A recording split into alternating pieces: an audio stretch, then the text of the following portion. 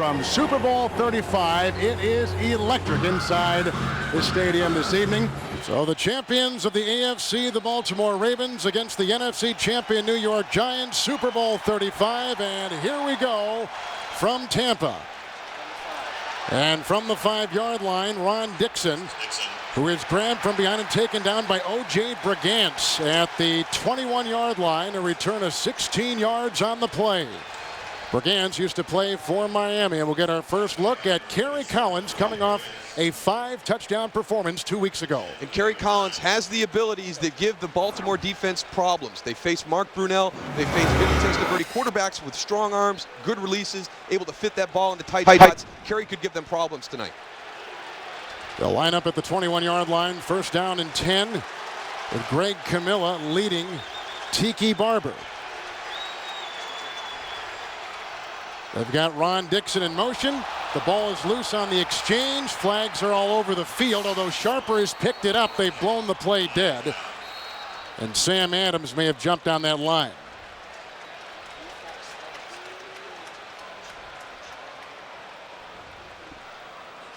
Jitters, I guess you would expect early in a game. Yeah, we talked about maintaining those emotions, and it's been a long while since they've been getting on the field to play football. Someone started a little early. Left tackle of the defense, 5 yards, it's still first down. And that's Sam Adams, who came as a free agent from Seattle. Here's Sam right here, just a little bit quick on that first play from scrimmage. And he's the guy that likes to penetrate. He's the guy that's going to need to get that quick start on the line. That's where I think the Giants should concentrate their running, because he will pick sides. Tony Siragusa plays a real strict defensive philosophy. Sam is the guy that's going to take some guesses. They just spotted the ball wrong. They put it at the 24, but now they have rectified the situation. It's up at the 26. So now it is 1st and 5 with Collins under center. From the 26, the fake to Barber, and Collins zips a pass, broken up and almost picked off on the play. Incomplete. Intended for Pete Mitchell, almost picked off by Kim Herring, the strong safety. Incomplete, 2nd down and 5. Oh boy, and they are just inches from starting the way that Baltimore finds a way to have the game go their way. You'll see Pete Mitchell coming in there. Ray Lewis gets a deflection on it, and then it's almost intercepted by Kim Herring. That is what the Giants have got to avoid. They can't take their chances. The opportunities will be there, and when they are, they have to take advantage and execute, but don't try and force anything. 26-yard line, 2nd down and 5. Ike Hilliard goes in motion now for the Giants. Handoff to Barber, who is grabbed by Sharper and brought down. Michael McCrary also stopped him at the line of scrimmage, which brings up 3rd down and 5. And the offense now for the New York Giants, coming in after the season, 13th rated in the NFL. And on the line, Brown, Parker, Ziegler, Stone, and Pettigrew.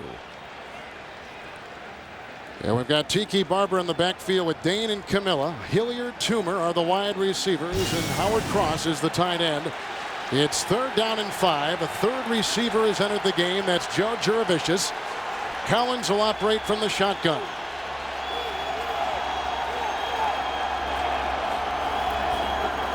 With time, good block by Pettigrew. Floats a pass down the side and intercepted, then dropped by Kim Herring. Incomplete. At about the 46, the pressure came up the middle from Jamie Sharper. They got right in the face of Collins, and so they got a punt on their first possession. But I like the tone that this set right here. The Giants are not going to be intimidated by this defense. They're going to take shots down the field. In the last few games in the playoffs, the opposition's offense has gotten very conservative against this defense, throwing the ball short over the middle. I like the approach on the first series, but here's the key. Jim Fossil talked about this. Brad Maynard must punt well, and they must punt Jermaine Lewis today to establish field position. Lewis, the #1 punt returner in the NFL. The punt by Maynard high and hanging. And Lewis will signal for and fair catch it back at the 37-yard line. Hang time of just over 4 seconds on a 37-yard punt by Brad Maynard. And we'll get our look at Trent Dilfer, the former Tampa Bay Buccaneer quarterback signed in the offseason by Brian Billick in Baltimore. And I think the most important thing for Trent Dilfer tonight is his state of mind. The last time he played the Giants, he admitted he played the worst 10 minutes of football he's ever played in his career. And also, he's the former quarterback of the Buccaneers. People around here and the organization kind of shuffled him out of town. But not a bad last 16 starts, 15-1 as a starter, including 10-1 in Baltimore from the 37-yard line, 1st down and 10. And Dilfer right to work with the block from Ogden, a pass outside for Priest Holmes, grabbed by Jessie Armstead. And on the play, picks up perhaps 4 yards. He's up near the 41-42 yard line. So we've met Trent Dilfer. And in the backfield this evening, or rather on the line, they'll have Ogden along with Mulatalo, Mitchell, Flynn, and Harry Swinging, the longtime veteran at right tackle. Lewis and Gash in the backfield. Ismail and Johnson are the wide receivers, and the ever-talkative Shannon Sharp is the tight end. 2nd down and 6. Holmes is in the backfield with Lewis here from the 41-yard line. And Dilfer winds up and throws him through the hands of Ismail, covered by Dave Thomas with no flag on the play. Incomplete pass. It'll be 3rd down. The defense for the New York Giants coming in number 5 in the NFL. And on the line, Strahan, Peter, Hamilton, and Cedric Jones. Linebackers, Mike Barrow with Ryan Phillips on one side and Jessie Armstead on the other. And the Giants secondary, Thomas Garnes, Williams, and Jason Sehorn. It's 3rd down and 6 from the 41-yard line. Here comes Strahan, and Cornelius Griffith in the pass. Whistles over the head of Shannon Sharp. Incomplete, the tight end. Could only watch it go overhead. So that brings up 4th down for the Ravens, and like the Giants before them, they've got a punt. And last week against the Minnesota Vikings, everybody talked about the way that the defensive secondary played, but it was the guys up front. And you see right there on that last play, Strahan has really elevated his level of play in the playoffs. It's going to be important for them to be able to maintain that pressure throughout the game. Kyle Richardson will field the high snap and get off the punt. Tiki Barber circling under it, and that's fair caught back at the 13-yard line. Brian Billick is in his 2nd year as the coach of the Baltimore Ravens, and he really has run a different kind of practice and season than his counterpart Jim Fossil on the Giants side. Well, I think a team really follows the emotions and what their coach does. They really follow what his lead is, and Brian Billick he's been accused of being egotistical. That team has followed that this week down here. And Jim Fossil, the coach of the New York Giants, he's got a much different approach. His team was much more low-key, much quieter during the course of the week down here in Tampa. Each team exchanging punts. Giants have it for a 2nd time at the 13-yard line. 1st down and 10.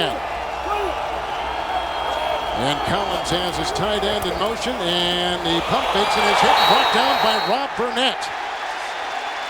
That's the sack of Collins, and Rob Burnett, who's had a marvelous season, perhaps the best in his 11-year career out of Syracuse, the game's first sack. And Rob Burnett's one of those guys that I'm happy to see here being a fellow Orangeman.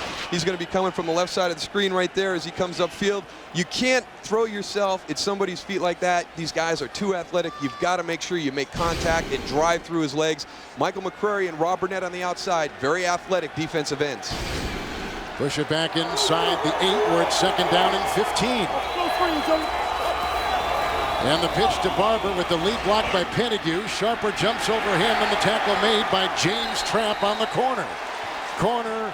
James Trapp, a former Oakland Raider, with a nice play playing the nickel. Let's talk about this defense, which comes in for Baltimore, ranked 2nd in the National Football League. And truly, this has been their calling card all season long.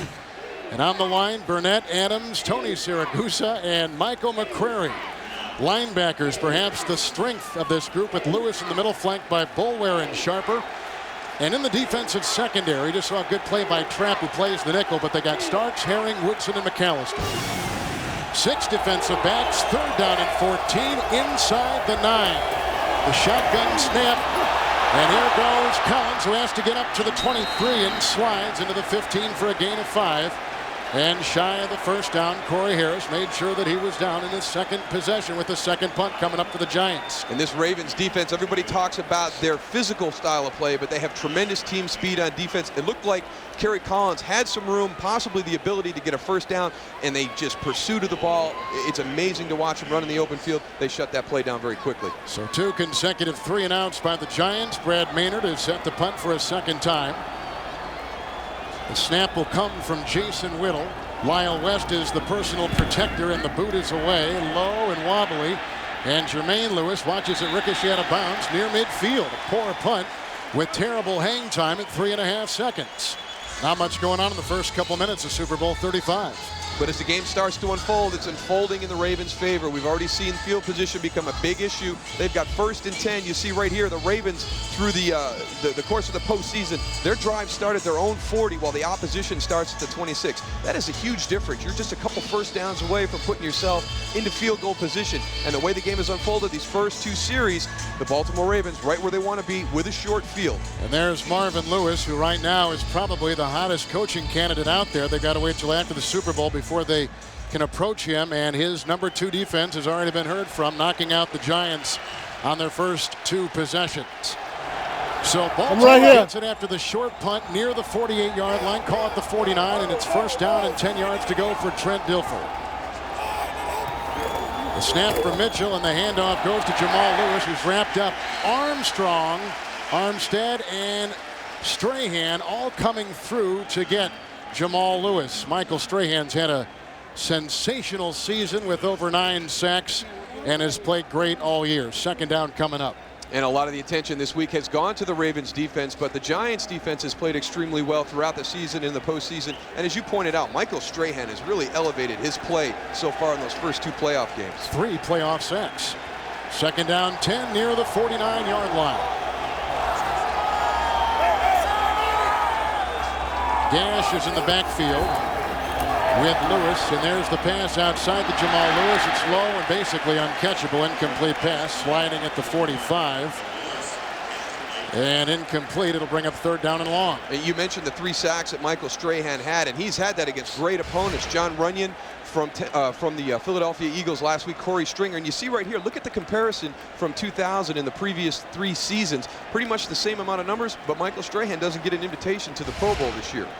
Yeah, and all those sacks, 29 sacks in the late 90s over 3 seasons when he made a couple Pro Bowls, 3 of them in fact. 3rd down and 11. Priest Holmes has come in the backfield with Dilfer under center. From inside the 49, a push right there by Hamilton on the center, Jeff Mitchell, and there goes the flag. And there's another defensive lineman for the Giants, having perhaps his greatest NFL season in his 9th year. 75 defense, 5 yards. It's still 3rd down. He had 10 sacks in the regular season, did Keith Hamilton. Keith Hamilton, number 75, right on your nose right there. He's going to come a little bit early. But the thing with Keith Hamilton, he is very important. We talk about Strahan, we talk about Jessie Armstead, Jason Sehorn, but to me, he is really the key to the defense. Just like Siragusa and Adams on the Ravens, he really clogs up that middle for the Giants. Holmes in the backfield with the penalty market down to the 46, where it is now 3rd down and 6. Stokely is the 3rd receiver. A good block by Ogden, and going deep, and he's got Patrick Johnson off his fingertips and incomplete. He had beaten Jason Sehorn down the near side. Incomplete pass, and they were that close to 6. And that is the opportunity that the quarterback has to take advantage of during the course of this game. Trent Dilfer has the first chance. You can see right here, Patrick Johnson has Jason Sehorn beat by a couple steps just off the fingertips. But those plays are going to be the difference in this football game. The quarterbacks will have to make those plays when they are presented to him. He knows he missed it. Look at him right there. He knows he just let one slip away. But what about them throwing so much to begin the game? They have really opened the game, uncharacteristic for the Baltimore Ravens. So Dilfer goes to the sideline, 1 of 5, and here now is the punt by Richardson with the good block thrown by Herring, and the punt for Barber lands inside the 5, rolling to the 2, and down at the 2-yard line by Billy Davis, a reserve wide receiver. Remember, Richardson, after that 45-yard punt, led the NFL this year in punts inside the 20. From the 1-yard line, Giants have it. You can see the terrible field position tonight for New York when they had started. Camilla in the backfield with Dane. It's 1st down and 10 from the 1. They go the flags, and they blow that play dead in mid-motion. Some substitutions on the defensive line of Baltimore. 76. Half of this is to the goal. It's still 1st down. That's Lomas Brown. They brought in Keith Washington on the defensive line for the Baltimore Ravens, and joining him, Larry Webster. So already some rotation on the Baltimore defensive line. And that's one of the things that they do. They wear down their opponents because they do have quality backs up. There's a lot of talk about Tony Siragusa, Sam Adams. They're listed at 340, but they're much bigger than that. And it's a little bit warm down here tonight, so it's going to be important to keep that rotation, keep their guys fresh, wear down that starting offensive line of the Giants. Starks checks off, as you see Washington. And Corey Fuller will check in. It's first down and 10 inside the 1 with the block from Dane missed, and Burnett has Collins, and a pass is almost intercepted, bobbled, and then dropped at about the 2. That was dangerous as Burnett again is in the face of Collins. Incomplete pass. Burnett already has a sack tonight. Well, you got a play-action pass where you're going to have a running back blocking the defensive end, and it's the same thing we saw earlier.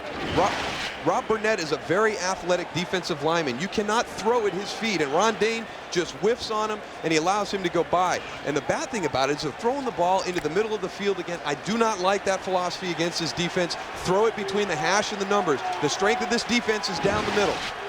Second down and 10 just inside the 1 with the backside of Dane. Dan Campbell, the tight end, is in motion.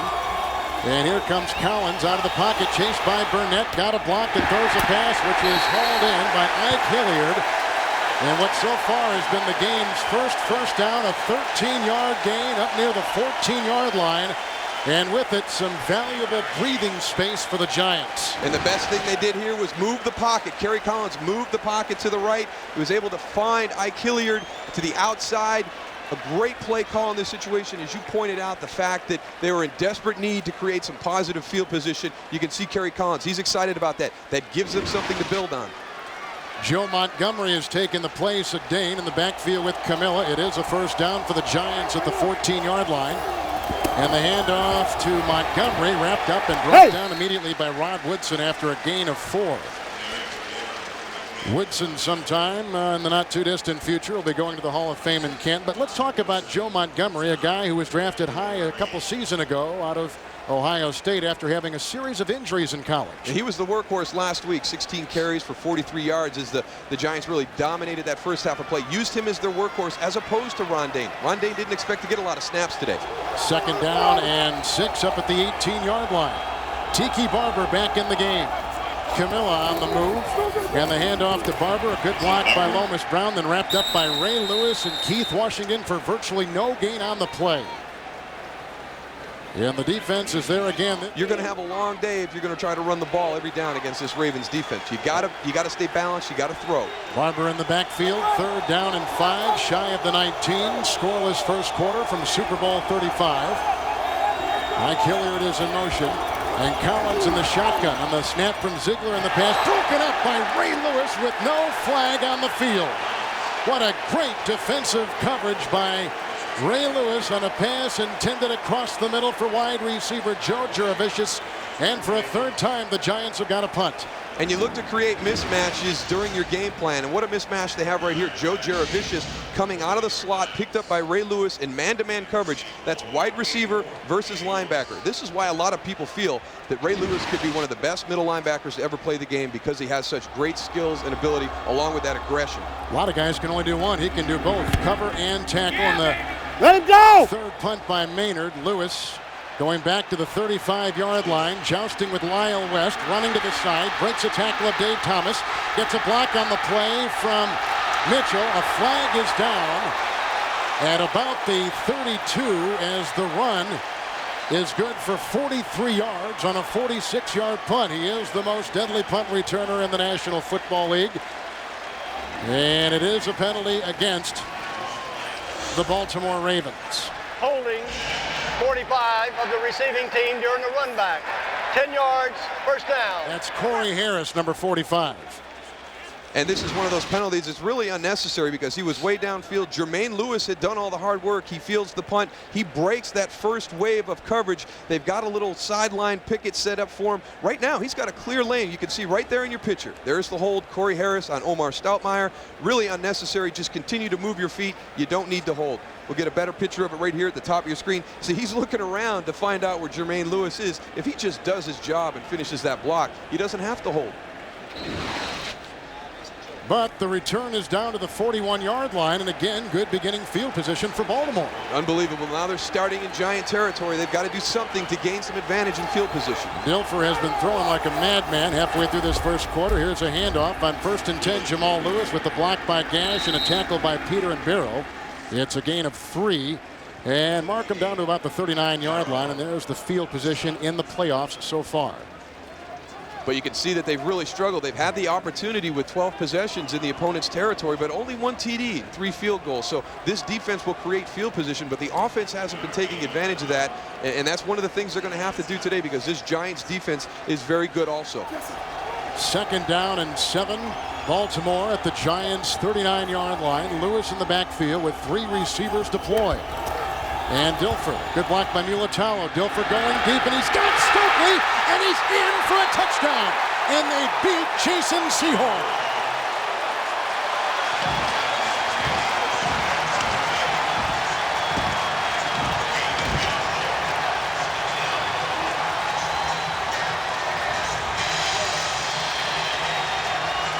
Brandon Stokely with his first playoff touchdown reception.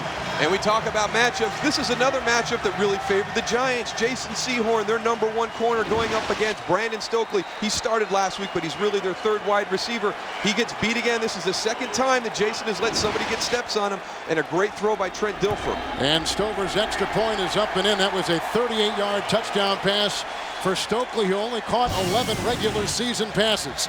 And Trent Dilfer throws a touchdown pass. The New York Giants press man across the board. Keep your eyes right here on Sean Williams. He's the safety. He's going to look out to his right. Jason Sehorn gets beat over the top, and there's no one there to help him. You can see as he reacts to the play side, it's already too late. Brandon Stokely has gone by Jason Sehorn. Now, Brandon Stokely and Trent Dilfer got a lot of work this year in the beginning of the season on the practice squad for the Ravens. Neither was really much involved in the offense. They feel they've developed a chemistry. He has been one of his go-to guys through the postseason. So Baltimore gets a quick strike on a 38-yard touchdown pass. Dilfer to Stokely, 7-0 Baltimore in Super Bowl 35. And the ensuing Stover kickoff. And Ron Dixon on a bounce will field it on a hop at the 5-yard line. Here comes James Trapp. He sheds that tackle. And here comes Brigance, and he brings him down. O.J. Brigance, one of the best in the business at playing special teams. Well, they've had 2 kicks, and he's made 2 tackles right now. So, you know, we talk about field position established by the defense, but right now O.J. Brigance is doing his best on special teams to keep the Giants bottled up. And there's Chris Redman, a guy that will be the future quarterback for this Baltimore team in the years to come. But Stokely comes up with a huge play just 2 years out of Southwest Louisiana, where he holds virtually every significant receiving record. Well, the team that scores first has won the majority of the previous 34 Super Bowls. So it's 1st down and 10 yards to go. Giants with it once again. They punted the previous 3 times from the 14-yard line. And they got Barber in the backfield, and the pass outside for Greg Camilla, wrapped up and brought down by Starks on the wing with no place to run and no place to hide. He's up to the 16-yard line, and the gain of 2 on the play. 2nd down and 8. So far, they have not thrown to Amani Toomer. Barber's in the backfield from the 16-yard line. And here's a handoff going outside to Barber, wrapped up by Lewis and brought down. Lewis hit him so hard he lost his hat. And a gain of 2 on the play. They're just chipping away. They're not getting any kind of big yards, and Lewis, one of the reasons why. Yeah, and I think Ray Lewis would probably finish plays without that helmet on too. He's such a passionate football player. You know, right now they're just not able to find anything. They're searching for that vulnerability in that Ravens defense, but they're not able to find anything right now. And there's that pursuit from the inside out. You know, he's listed as a 4.7 40 guy, but I tell you what, he sure does cover a lot of ground for a guy that runs 4.7 in the 40. Varden's seen him make one great pass protection play tonight, shy of the 19. 3rd down and 6. Rolling out of the pocket is Dilfer, blocked by Parker, chased by Burnett, and doused at the 20-yard line. And Collins losing his helmet on the play, and with a little talk to Burnett, who has been in Collins' face all night long, including one time brought him on the ground. And he almost had a safety early in the game, so Rob Burnett is ready to play. He's up, and what they did here again, you'll watch, they moved the pocket. They sprint Kerry out onto the perimeter of the defense, but unfortunately there's no wide receiver open. He's going to have to go down and slide. Rob Burnett right there. He's pushing that envelope. He ripped Kerry Collins' helmet off. You can see why Kerry got up a little bit upset with Rob Burnett. 4th punt coming up for Maynard. 3 and outs for the Giants in their 4 possessions. Jermaine Lewis there at the left side of your screen. They're setting up the return. Remember, the last return that Lewis had was a beauty inside the 45. Bobbles, and it's loose. And recovered on the sideline by the Baltimore Ravens. And avoiding the first turnover of the game, James Trapp may have jumped on it initially, But nonetheless, the Ravens have recovered their own fumble, and they've got the ball. He felt a little bit of pressure right there as the forcer was coming into his face. He bobbles the ball, takes his eyes off it. Well, the Baltimore defense in the regular season and the postseason has allowed the least amount of points of any defense in the NFL. And you can see one of those reasons right there. Almost half of the opponent's possessions, 3 plays and out. Tonight, 3 out of 4 are 3 plays and out. Lewis and Holmes in the backfield for Baltimore. 1st and 10 from the 28-yard line. Looked like somebody jumped, and they did, and they stopped that play on 1st and 10. False start, 64 offense, 5 yards. It's still 1st down. Edwin Ulatalo, 3rd penalty called on Baltimore tonight. He left that Oakland game a couple weeks ago with a mild concussion. You can see him, he's going to be flinching a little bit here at the left guard, the top of your screen. You see him move a little bit, but it's up to the Giants defense right now to make a stand. They've got to do something positive, go a 3 and out, give their offense an opportunity with some good field position, and better than that, try and force a turnover by this Ravens offense. 1st and 15, mark it back to the 23. Here's Lewis following a Sam Gash block, brought down by Hamilton after a gain of 2. Michael Barrow was in there as well for the New York Giants, coming up with the 5th rated NFL unit in that category. 2 strong defenses, no surprise, making it to the Super Bowl. No, absolutely no surprise by either one of these defensive units for them, these football teams, to be here. Number 1 and number 2 against the rush. And every time you talk to people, the one thing that they want to do as an offense, you want to establish a run. As a defense, you want to stop the run. These 2 are the best in the NFL at doing that. Stokely is in. 2nd down, 13. Stokely caught the Baltimore touchdown pass earlier in this quarter. On the 25, Lewis is in the backfield. 3 receivers. Lewis the call, wrapped up and brought down by Hamilton again after a meager gain of 2. Lewis was one of the top rookie rushers in the NFL, right in back of Mike Anderson, who led all rookie running backs for the Denver Broncos. And Keith Hamilton starting to make some plays for this Giants defense. You can see right here the run stops here. The New York Giants just excellent against run, and that's the guy. Keith Hamilton to me is the key. Michael Strahan gets you your pressure on the outside, but it's really Keith Hamilton on the inside doing the same things that Tony Siragusa and Sam Adams do for the Ravens. He's the unsung guy on this defensive unit. 3rd down 11. Priest Holmes is in. 3 wide receivers from the 27-yard line. And Dilfer gets the snap from Mitchell. With time, good block by Ogden and Ulatalo, and the wobbly pass is incomplete, looking for Stokely. And he was working on Pete Monty, a reserve linebacker. It's incomplete, and Baltimore's got a punt. And you can see when everything breaks down, Trent Dilfer is going to be looking for Brandon Stokely, and he'll take a shot right here. Michael Strahan a little lucky that something doesn't happen. Not a lot of hit there, just a little bit of an attention getter to let him know that he's going to be in his backfield all afternoon. But Harry Swain doing a good job right now against Michael Strahan. He's a little bit lighter than the guys he's faced against. He's a great technician. Richardson to punt, not Tiki Barber, but Ike Hilliard back to retrieve the punt for the Giants inside the 30. And the snap by Hudson. And the kick by Richardson jacks it way down and picked up at the 20-yard line by Hilliard. Breaks a tackle of Davis and is tackled by Brigance for his 3rd special team tackle today. Ike Hilliard returns a 43-yard punt, 19 yards. And there is about 4 seconds worth of hang time on the boot by Richardson of Baltimore. Ron Dane is in the backfield. There are 2 tight ends. And from the 39, the Giants, 1st down and 10, crosses in motion. The fake to the Heisman Trophy winner, and Collins going deep down the middle, and it's just off the fingertips of Hilliard, incomplete. He was diving at about the 20-yard line, and Collins almost had him. And these are the opportunities we talked about at the top. They're not going to be there very often against this defense, and when they are, you've got to take advantage of them. They do a little play action, give Kerry Collins some times. Look at the route, just off the fingertips again. We saw earlier when Jermaine Lewis just missed one. Kerry Collins just getting that ball out in the nick of time as Michael McCreary rolls up on the back of his legs. Siragusa is back in along with McCreary, Adams, and Burnett on that defensive line for Baltimore. 2nd down and 10. 39-yard line. That's Greg Camilla in motion. And the fake to Barber. Here goes the twirling Collins setting up a screen. It's a block by Ziegler, who falls into the grasp of Ray Lewis. The NFL Defensive Player of the Year with at least 2 solo tackles tonight.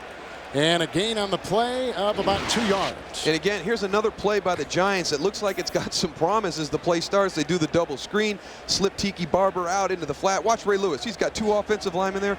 Boom, boom.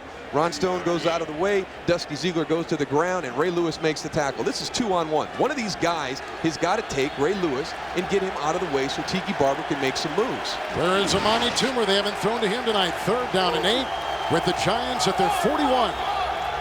And they have yet to convert on 3rd down this evening. The shotgun snap to Collins. Here comes Lewis, and there goes the Collins pass. Looking down the sideline for Toomer, incomplete, covered by Chris McAllister. So another punt coming up for the New York Giants, but at least Collins was looking for number 81. First time we've seen that tonight. And they're continuing to throw the ball down the field. This time you're going to see Ray Lewis on the blitz. He's going to be right here. He's going to be the guy that puts the pressure on Kerry Collins this time. And there's another guy diving at the legs. Greg Camella's got to stay up. He's got to get his face in his numbers and stay in front of Ray Lewis. These guys are too athletic. If you're going to cut him, put your shoulder on his thigh and knock him off his feet. 5 Giant possessions. This is the 5th punt. A high snap to Maynard with the rush coming on from Mitchell. And Lewis will let it bounce, and that's exactly what it does. And down by Thomas at about the 23-yard line, 35-yard punt, almost 5 seconds on the hang time. Jason Whittle was down there as well. Now, what you expected through about 1 quarter? Well, it's really unfolded exactly how the Baltimore Ravens wanted to. The one thing I do like what the Giants are doing, they're not afraid to throw the ball down the field, but they've got to start making some of those connections. 23-yard line after the New York punt, the 5th one. 1st down and 10. Right to work goes Dilfer. Great time, winding up down the sideline. He's got a wide open receiver, and it's incomplete. He had Patrick Johnson down the sideline. I'm assuming it was Jason Sehorn again on the coverage. He must have slipped. It was incomplete. It is 2nd down and 10. Patrick Johnson runs a double move on the outside. Jason Sehorn bites. When he goes to recover, he slips and falls down. Trent Dilfer right now has Patrick Johnson with nobody around him. On that route, you have got to allow about 6 yards to the sideline so the quarterback can throw the ball over that outside shoulder. Patrick Johnson ran that route too close to the sideline and didn't give Trent an opportunity to get that completion. Dilfer is 2 of 8. One of his 2 completions, a 38-yard touchdown. Well, that's how this offense goes. They don't do a whole lot. They just do it in big bunches. It's 2nd down and 10. Handoff to Jamal Lewis. Slips through the grasp of Cornelius Griffith and is brought down by Garnes and Barrow after a gain of 5. Sean Williams also had a hand on him. Ryan Phillips gang tackling with the Giants as well. And they mark the ball at about the 27, 28-yard line. Well, it looks as though the Baltimore Ravens are going to go after Jason Sehorn. They've already thrown 3 deep balls at him to this point in the game. John Fox right now has got to make a decision. He's got to get Jason Sehorn some help over the top, adjust what he's doing right now. They're going press across the board, and he's been beaten 3 times by several steps. He's cost him a touchdown. Priest Holmes is in from the 28-yard line, 3rd and 5. Baltimore is not converted tonight on 3rd down. A block by Ogden. Time for Dilfer, and he one-hops Patrick Johnson on the side and working on Sehorn again. And Dilfer was whacked on the play. It looked like Jones and Strahan got there to sandwich him. It's incomplete, and Baltimore's got a punt. And you'll see Trent Dilfer getting up a little gingerly after that play. You'll see the finish right here. Kind of gets knocked over by his own guy, and Michael Strahan coming in puts a knee right into his upper back. You can see him kind of shaking that shoulder as he left the field. Another punt coming up now for Baltimore, and Richardson. Ike Hilliard back stationed inside the 25-yard line. Little rush put on here. Another great punt by Richardson. And Hilliard on the fly at the 28. Gets by Brad Jackson, brought down by Jamie Sharper. Without much of a return on the play. He's up near the 40-yard line. A 44-yard punt, a 13-yard return by Ike Hilliard. From the 40-yard line, 1st down and 10. Handoff goes to Tiki Barber, tries to slither his way, but can't. Grabbed and engulfed by Tony Siragusa. No gain on the play, so it'll be 2nd down and 10, and that should take us to the end of the 1st quarter. Highlighted by a 38-yard touchdown pass. Trent Dilfer, one of his 2 completions tonight to little used Brandon Stokely. That's the end of the 1st quarter with the score 7-0 Baltimore. Jim Coletto, one of the assistant coaches for the Baltimore Ravens, the former head coach at Purdue. We begin the 2nd quarter with the Giants facing 2nd down and 9. Collins ineffective so far, and he's at his own 40-yard line. Empty backfield, shotgun snap, good block by Brown, pass incomplete, wanting to go across the middle, looking for Ike Hilliard. He was wrapped up by Sharper and Lewis with nowhere to turn on the play. So it'll be third down coming up for the Giants. Kevin Harlan alongside Daryl Moose Johnson. I don't know if we've seen woeful offense or just great defense so far. I think great defense, and we've seen that all season long from both of these units. And right there on that last play, a perfect example. If you're going to throw the ball across the middle, you better be ready to take a big shot. Ike Hilliard lucky to be up and on his feet after that one. Third down and 9. Ball just outside the 40-yard line. Giants have not converted on third down tonight. Barber's in the backfield with Collins, and here goes the pass. Down the side, incomplete. Again, aiming for Hilliard on the numbers at about the 30-yard line. The coverage was there. Collins was off. Another punt coming up for the New York Giants, who have now had 6 punts already in the game tonight.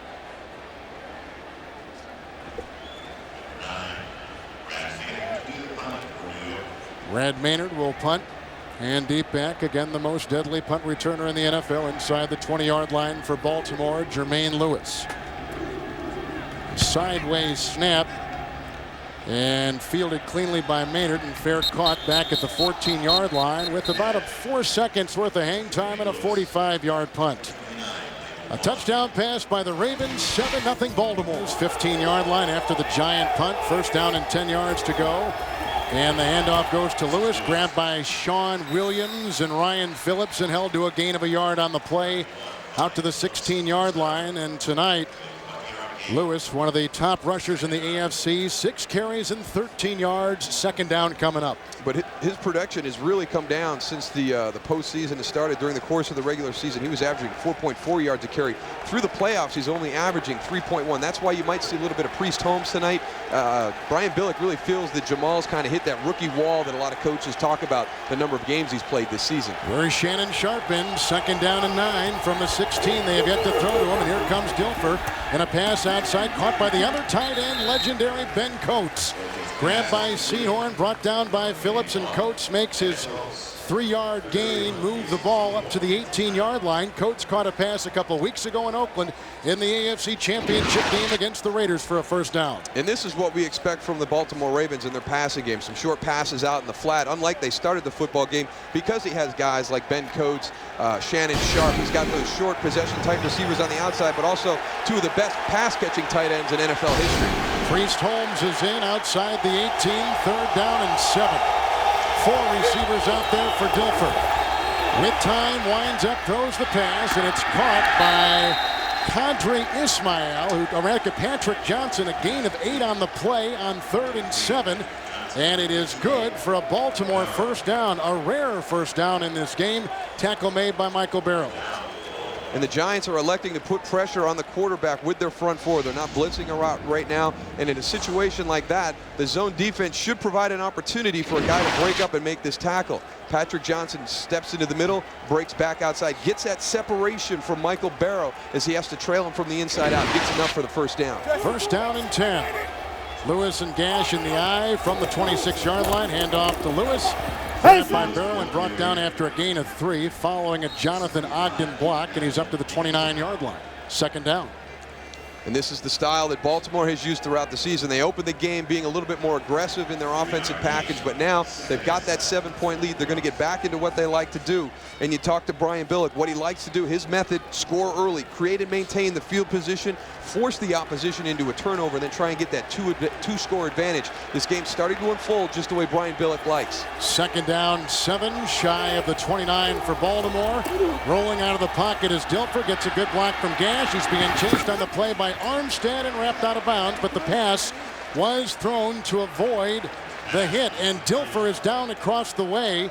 Armstead made the hit. Barrow was hot on his heels, and that's a good sign if you're a Baltimore fan with Dilfer running back out there. But Armstead, the 4-time Pro Bowler, was hot on his heels. And one of the things that Trent Dilfer takes a lot of pride in is that tough guy mentality at the quarterback position. For a while there, he had 70 consecutive starts, second only to Brett Favre. And there's something he took a lot of pride in. He was very upset when he got that benching down here at the Tampa Bay Buccaneers for Eric Zier.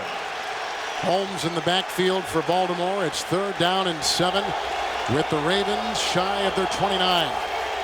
Jeff Mitchell, the center, digs in. He snaps it off to Dilfer. Here comes the rush, and he's brought down and sacked for a first time tonight, Michael Strahan. his 4th playoff sack, and it stops the Ravens in their track, and they got a punt again. The New York Giants do a little bit of a stunt. Michael Strahan's going to come to the inside. They'll run a game with a loop all the way to the outside with Michael Barrow. He's the one that forces Trent Dilfer to step up to the inside, and Michael Strahan is right there to finish the play. So here comes Richardson, who, remember, had a couple blocked in that Tennessee playoff game, but he gets this one away. The deep back is Tiki Barber. It is a poor punt, landing at the 45, rolling to the 40-yard line, and then down by reserve wide receiver Billy Davis right there. Back at Super Bowl 35, Kevin Harlan along with Darrell Moose Johnston. The Giants have had a limping offense, 20 plays, only 28 yards. That's not good production, and you got to have some positive things. When you play the Baltimore Ravens defense, you know that they're going to make some plays, but you've also got to make some plays too. And it goes back to what we've talked about at the top of the broadcast and keep bringing up the fact that Trent Dilfer and Kerry Collins are going to have the opportunity to make some plays. Trent Dilfer took advantage of one of those opportunities. He's missed on 2 other ones. Yes. Kerry Collins had a deep shot down the field that was just off the fingertips of Ike Hilliard, but you keep mentioning Amani Toomer. They've got to find a way to get Amani Toomer involved in this football game. He's their gun, the plays, the yards, the Giants limping along. 1st and 10 here after the Baltimore punt to the 40-yard line. And the fake handoff to Barber, some misdirection. Sam Adams is now chasing Collins. A flag has been thrown, and the lumbering Adams chases the lumbering Collins out of bounds with the flag on the play. Jerry Austin, our referee, a veteran of Super Bowl 31, Green Bay, New England, and New Orleans a couple years ago, and that is a defensive penalty against Baltimore. That's the 4th against the Ravens as a team.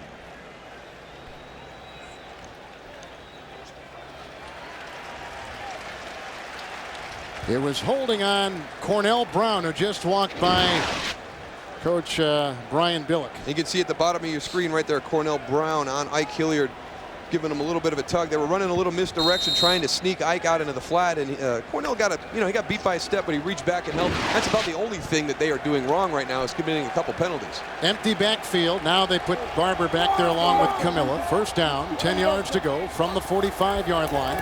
A block by Brown. Collins has to get out of traffic and throws a wobbler. There's a flag downfield, and it's incomplete.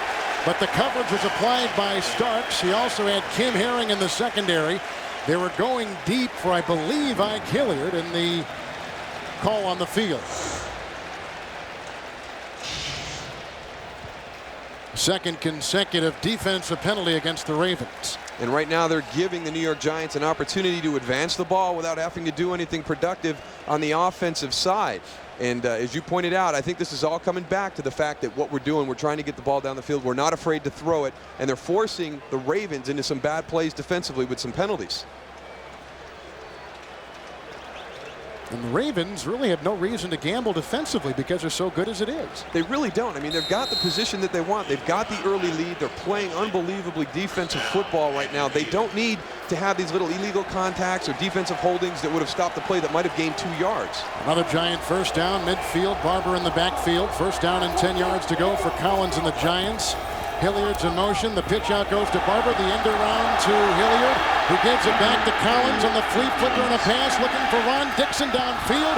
Incomplete at the 9. Starks was defending. Dixon was the target of Collins, who handed off with a Tiki Barber to Ike Hilliard to Collins play. The flea flicker doesn't produce anything except an incomplete pass. And the reason it doesn't produce anything is you've got a lot of problems in the backfield. Michael McCrary coming hard from the backside. He almost meets Kerry Collins for that last little lateral, and that's what disrupts the timing and doesn't give that play an opportunity to be successful down near the goal line. But Baltimore wasn't faked out at all. They were double and triple teaming the guy downfield. Dane in the backfield, 2nd down and 10 from midfield. Fake handoff to Dane, who offers a block and a bullet, and it's intercepted, picked off by Jamie Sharper. Tackled on the play by Toomer. Collins has thrown his 3rd postseason interception. Lewis tapped it. Sharper picks it off. Jamie Sharper makes his 2nd playoff interception, his 3rd of the season, He's had a great playoff run so far, and the game's first turnover goes to the Baltimore Ravens. Well, the interception is made by Jamie Sharper, but Ray Lewis makes the play with a deflection. Kerry Collins trying to force a ball into an area. Ray Lewis gets up, gets a hand on it. If he doesn't tip that, I think Rod Woodson is going to make the interception in stride behind him. So right now, Kerry Collins has had an opportunity to find some open receivers and hasn't been able to do it. He makes that error that Baltimore waits for, trying to force a ball into an area that's covered. So Lewis in the backfield, and 1st and 10 after the Sharper interception from the 47-yard line. Here comes the rush by Strahan. That's intercepted. A flag is down. Armstead will take it in, but a flag is down at the 42.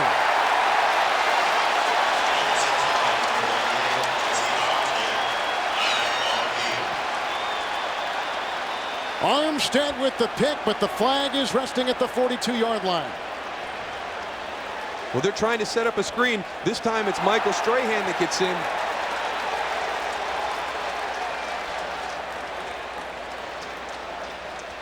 Holding, 75 defense, 5 yards, automatic first down. That's Keith Hamilton on the defensive line for the Giants. And what they're trying to do is set up a screen. They run a stunt on the backside, get Michael Strahan right in the face of Trent Dilfer, and Jessie Armstead steps up. We're going to come in here and then watch Jessie right here as he reads the screen and steps up and makes a play. Keith Hamilton looping to the outside.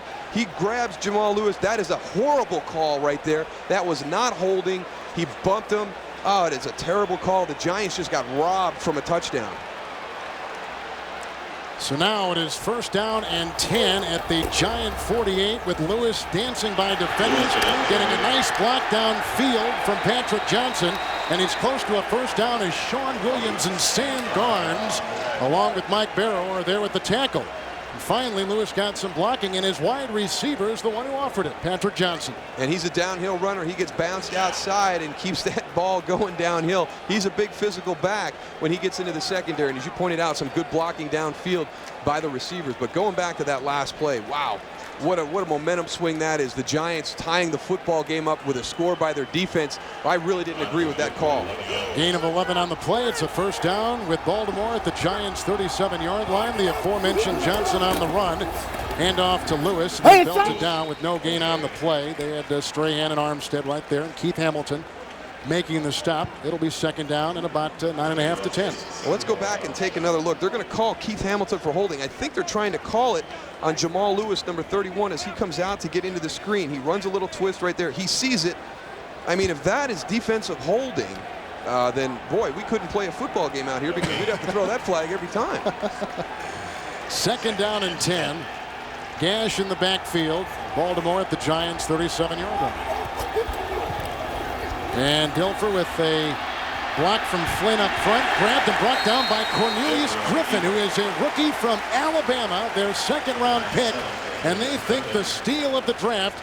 Griffin makes the grab, his 2nd playoff sack in the postseason. And how good of an athlete is Cornelius Griffith? When they played the Philadelphia Eagles in the 1st round, they assigned him as the spy on Donovan McNabb. They didn't use a linebacker. They didn't bring in a safety. They put a defensive lineman on him, and he made tackles in space. He has got incredible feet for a big man. Holmes in the backfield, 3 receivers, Stokely, Ismail, and Johnson, 3rd and 14. The sack pushes the ball just inside the Giants' 42. Dilfer again, good time, hit as he throws, wobbly pass dropped, and the first time they go to Shannon Sharp tonight. Incomplete. Hamilton was piercing the middle of the field. Incomplete pass. Baltimore's got a punt. Well, you know that Keith Hamilton is upset because he knows he had a bad call. He's going to try and make a play to make atonement for that. And right there you see a big hit on Trent Dilfer just as he gets it away. Shannon Sharp trying to run downfield before he's got that ball put away. And for a guy that was speaking a lot of words, he doesn't make a play on his first opportunity tonight. So here's Richardson, who has 7 playoff punts inside the 10-yard line. Can you imagine that in the 3 playoff games, including tonight's Super Bowl? Tiki Barber back at the 10. They got him back there because he's got better hands, they think, than Hilliard deep in his own territory. And the punt sent away. And Barber at the 15. Fair catches it right there on a 26-yard punt. So Richardson done his job, and a flag is down. A flag is resting at the 38-yard line. 8:24 to play here in the first half from Super Bowl 35. Kevin Harlan. Holding, number 25, during the kick.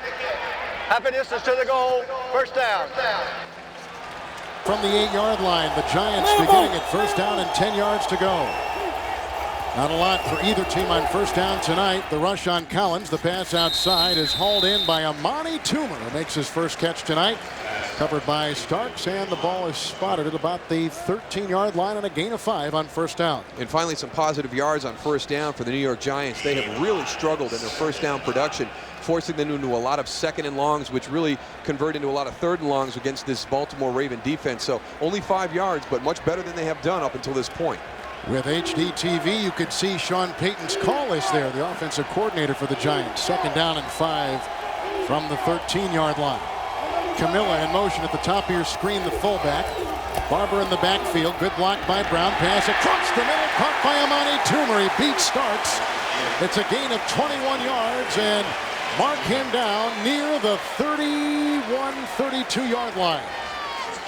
And Collins on the money. You finally get in some protection up front. He's able to take his drop and really set his feet and have some time. Armani Toomer on the outside runs this route up right into the face of Dwayne Starks, turns him around a little bit, makes that break across his face. Great job at the top of the route by Armani Toomer. Joe Montgomery is coming as a running back, 32-yard line, 1st and 10 after the completion by Collins, and here goes the aforementioned Montgomery right into the head of Ray Lewis, and a gain on the play of about a yard. Rob Burnett was in there too. It'll be second down and 9. The Giants trying to figure out a way to get some production in the running game, but last week, coming off a career day, Kerry Collins, just an incredible afternoon for him, and just imagine what he would have done if he had the second half. But tonight, not the same story. Struggling a little bit, but he's found his man, Armani Toomer, the last couple of pass plays. This defense a little different than Minnesota. Yeah, a lot different than Minnesota's. Second down, long 9 outside the 32. Barber's in the backfield for Collins. His third tight end, Campbell's in motion. Collins with the pass across the middle, throwing to Howard Cross with his first playoff reception. It's a gain of 7 all season long. Cross caught only 4 passes. But the veteran out of Alabama in his 12th season, extremely durable, comes up with the completion near the 40-yard line. And he is the only remaining Giant from that 90 Super Bowl championship team. So his first playoff catch brings up a 3rd and 2 at the 40-yard line. Jurevicius is in. Toomer is on the move to the bottom of your screen as Collins watches Sam Adams jump a loose ball, and they blow it dead. Adams jumping on that defensive line, and that would not be the first time we have seen that tonight. He opened the game with the same play. Encroachment, 95 defense, 5 yards. Resulting play is a first down. And that's the big thing, the result of the play, a first down. Right there is Sam Adams. He's going to be a little bit early. This is 3rd and 2, but against this defense, that's not a gimme for a first down. So right there, the Giants getting a cheapie with a little bit of help from Sam Adams. He was known to do that up in Seattle as well. Well, his game is penetration and getting on that snap count. If you can alter your cadence, you can get a couple freebies from Sam. Dusty Ziegler is under center. It's a 1st and 10 from the 45-yard line. His snap to Collins with a block by Barber. They're chasing him with Sharper and Boulware chasing Collins, and a pass incomplete on the side. Intended for Hilliard. Coverage by Starks. Incomplete. 2nd down and 10. And again, we've got some protection problems with the Giants. This is about the 4th time tonight we've had a guy throw at the feet of a Baltimore Ravens defender. Right now, somebody's got to get on the sideline and tell these guys to stay up and just battle chest to chest. If the guy's driving you back, big deal. You're in his face. It gives your quarterback some time. But right now, I've seen Ron Dane. I've seen Tiki Barber do it. We had an offensive lineman on a defensive stunt do it on Rob Burnett. They've got to stay up top and allow Kerry Collins to get back and set his feet and throw this ball. Empty backfield, shotgun, 4-5 receivers deployed. 2nd down and 10 from the 45, and he slings a pass, which is caught across the middle at the 45-yard line. Ike Hilliard in a thicket of Baltimore defenders picks up 11, tackled by Rod Woodson on the play, and Collins seemingly getting some rhythm in this passing game on this drive. But this is Luke Pettigrew. Watch him right there. He's going to go outside, then he sees the blitz coming to the inside, gets just enough to keep James Trapp from getting into the throwing lane of Kerry Collins. A nice adjustment by Luke on the outside with 2 people coming. This will be the Giants' first play run in Baltimore territory tonight from the 45, 1st and 10. Barber in the backfield, and Collins back to throw. Throws a dart, deflected and incomplete, and Lewis picked off for a second time. They're getting in his face, 2nd down and 10. Well, what they're giving him is happy feet, because right there he didn't need to move the pocket that time. His offensive lineman handled the stunt that was in front of him, but because of what's happened the last few times, he moved his feet and got outside. Larry Webster was in the middle and coming right up the gut. You see that ball tipped. Ray Lewis almost having an interception right there. He caused one earlier and almost got himself one on that play. There goes Webster, missed the first part of the season with a league-induced suspension. 2nd down 10, 8th play of the Cowens-led drive. Giants are at the 45 of Baltimore. Here comes the rush. Washington has him and brings him down. 2nd time that Collins has been sacked. Washington with his first playoff sack. He's the guy that blocked those field goals in the Tennessee playoff game earlier in the postseason. And mopping up a little mop-up duty right here for Keith Washington, because the pressure comes from the outside. You'll see Lomas Brown getting driven back, and then Keith Washington coming late off that stunt, getting by Glenn Parker. Nice job on the outside. Michael McCrary and Keith Washington running a nice end tackle stunt, giving those linemen a little bit of trouble. Well, they got a great rotation on that line, don't they? They really do. You just called Larry Webster's name. Now we're calling Keith Washington. You'll see Lionel Dalton. They've got a great rotation in that defensive front. 46-yard line, 3rd and 19, and the handoff to Tiki Barber. Head on into Corey Harris and belted there. Lewis finished him off, a gain of 12, but not nearly enough for a first down, about 7 yards shy, so they got to punt again. Well, they got an opportunity right now to take advantage to put Baltimore back deep in their end of the field, maybe get a late change of field position, an opportunity for a score on their next possession. But Brad Maynard has been he's been real iffy on his punts. The last couple have been nice, but he started off with some poor punts. He's been kicking directionally lately, trying to force Jermaine Lewis to the sideline. We'll see if he tries a little coffin corner here. Previous 8 possessions, 7 punts, 1 interception. That's been the offense tonight for the New York Giants. Maynard's punt sent end over end. Fair caught back at the 11-yard line by Jermaine Lewis. Little hang time. It was just a line drive. He gets it down there 31 yards. Baltimore beginning with their worst field position tonight from the 12-yard line. 1st and 10. Dilfer right to work. Throws a bullet outside. Caught by Brandon Stokely. It's a gain of 7 on the play. They're chiseling away on Sehorn. Marked the ball at the 18-yard line.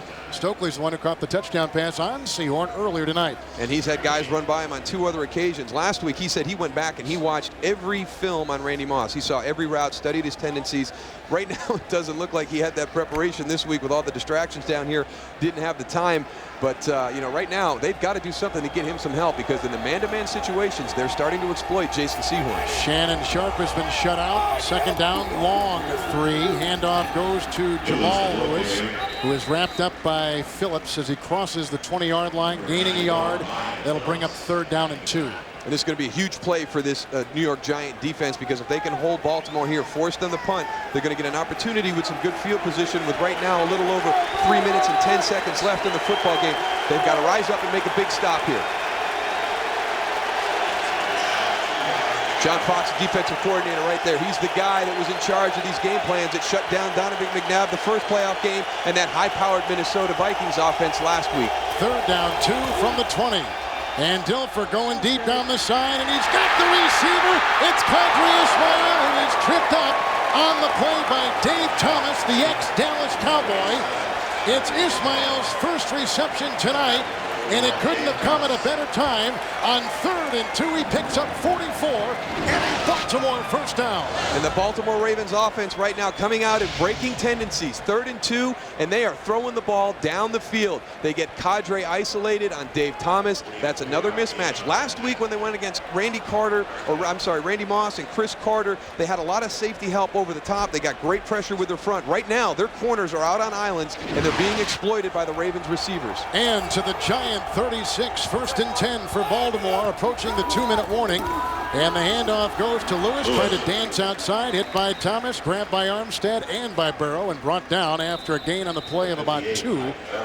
And mark him at the 35. We have reached the 2-minute warning. 2-minute warning, 2nd down 9. Ravens on a 44-yard pass to Ismail, resting outside the 35-yard line of the Giants, and a bullet thrown by Dilfer to the aforementioned Ismail, incomplete. It'll be 3rd and 9. He's just been that close most of the night. I mean, so close to really causing a big dent. And we've talked, opportunities are going to be there for these quarterbacks to make big plays. And as you pointed out, you can see right there, Kadre stretching out just off his fingertips. He knows he just missed another opportunity to get a big play.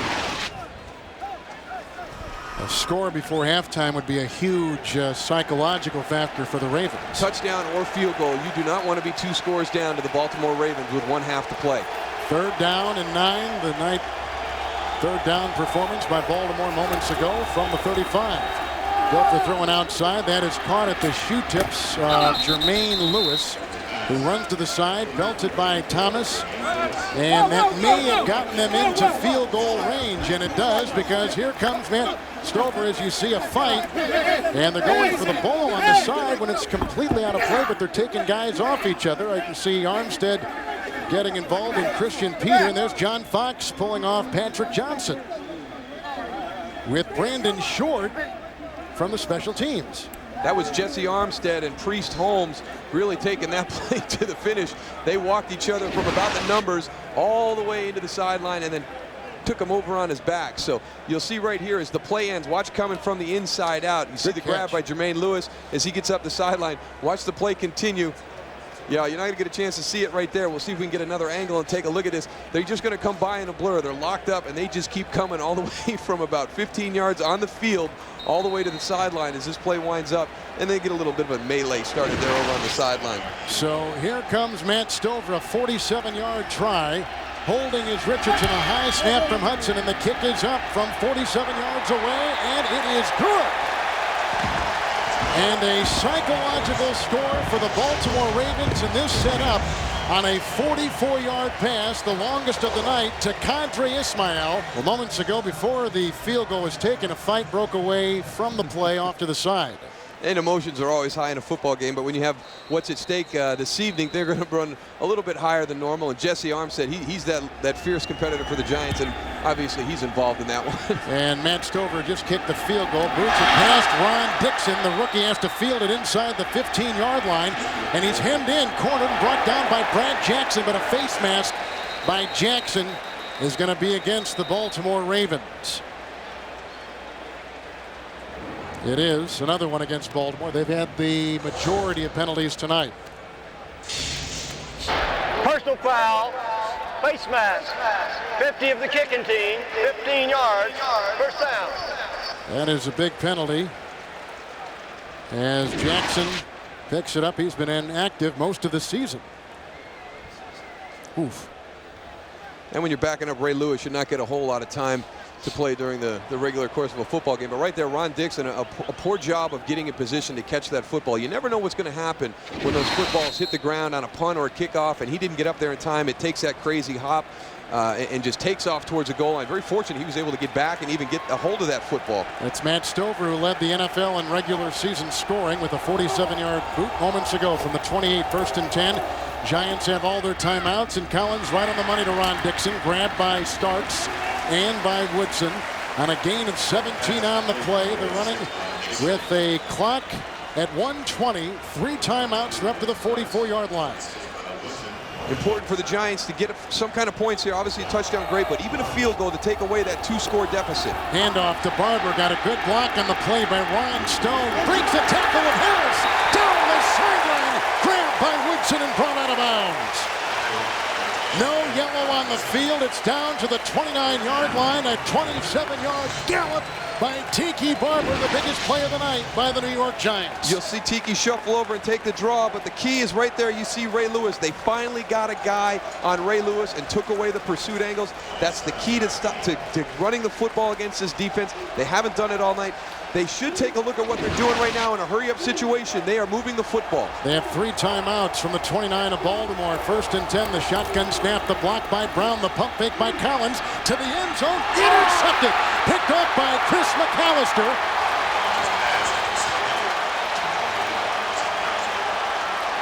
And another turnover for the Giants, the second time that Collins has been picked off tonight. Once by Sharper, there by McAllister, his first postseason pick.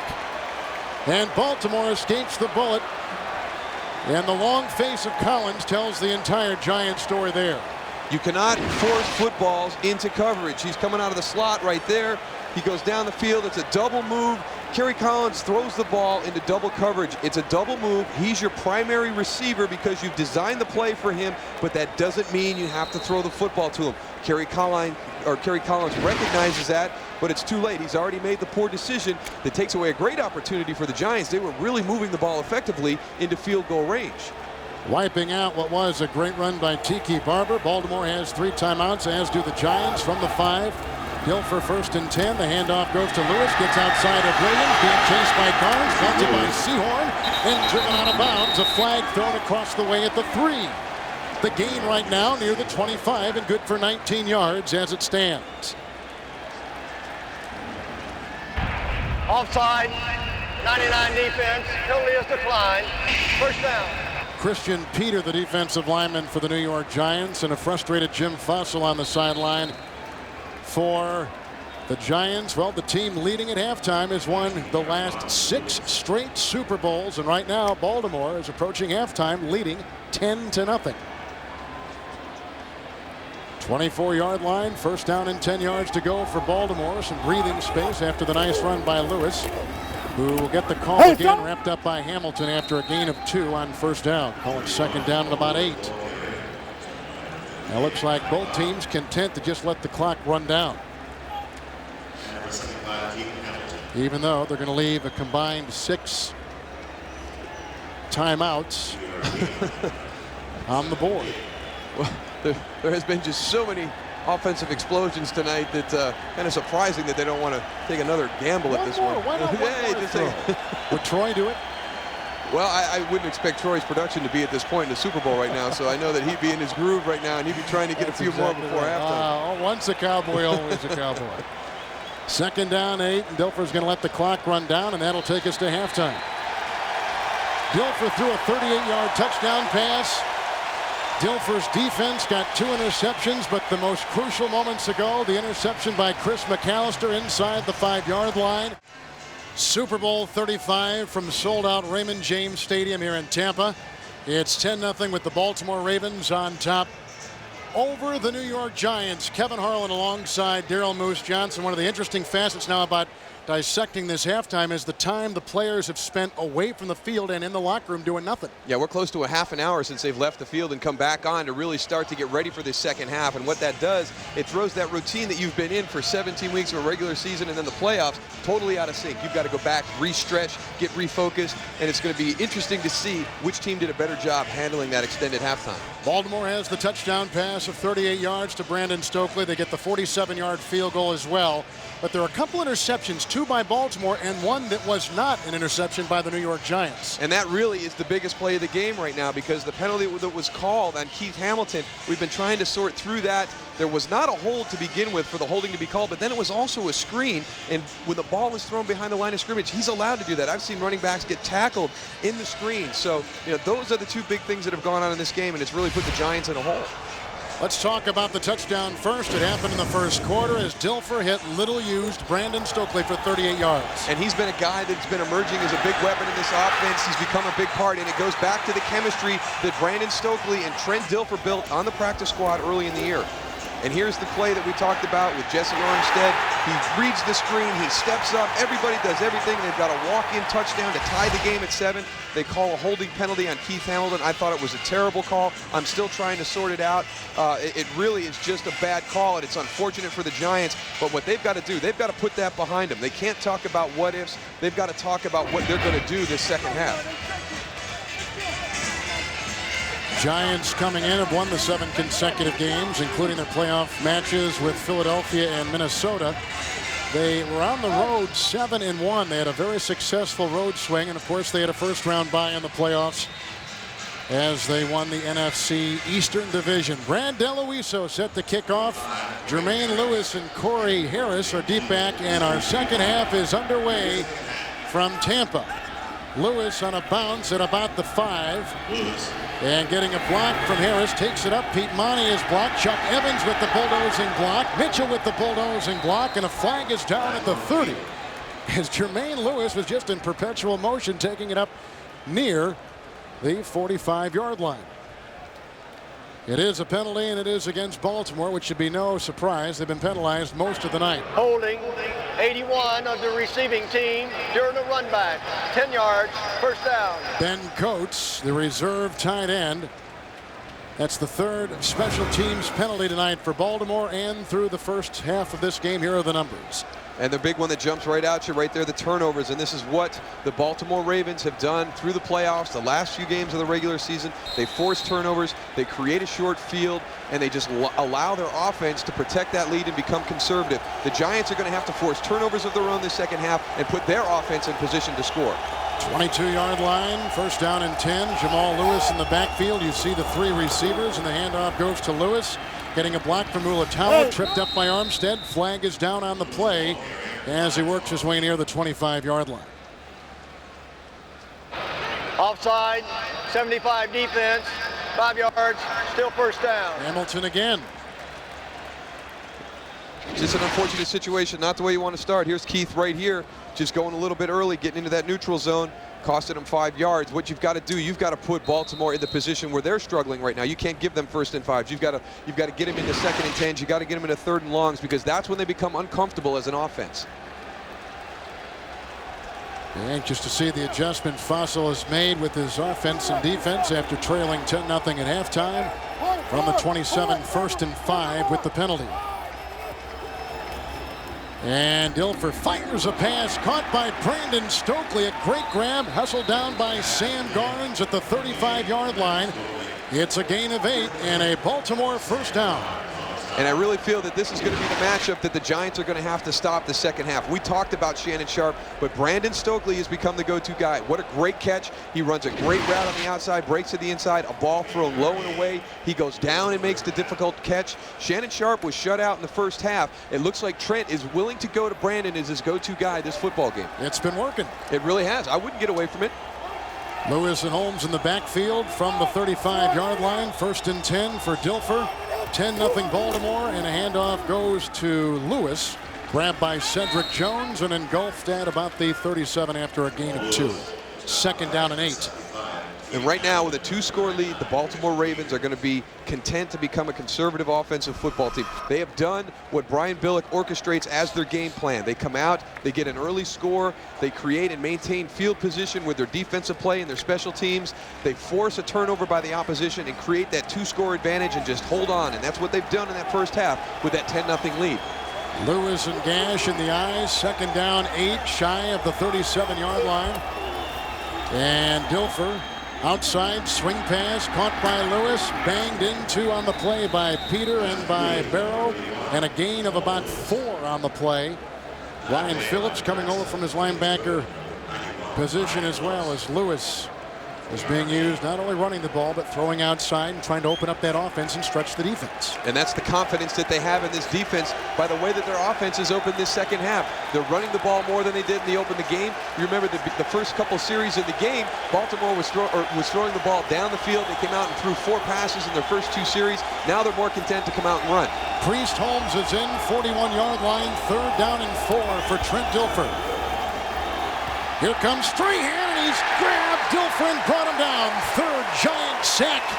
Cornelius Griffith came on one side, Strahan came on the other, and they nail him. Griffith again, that great rookie from Alabama.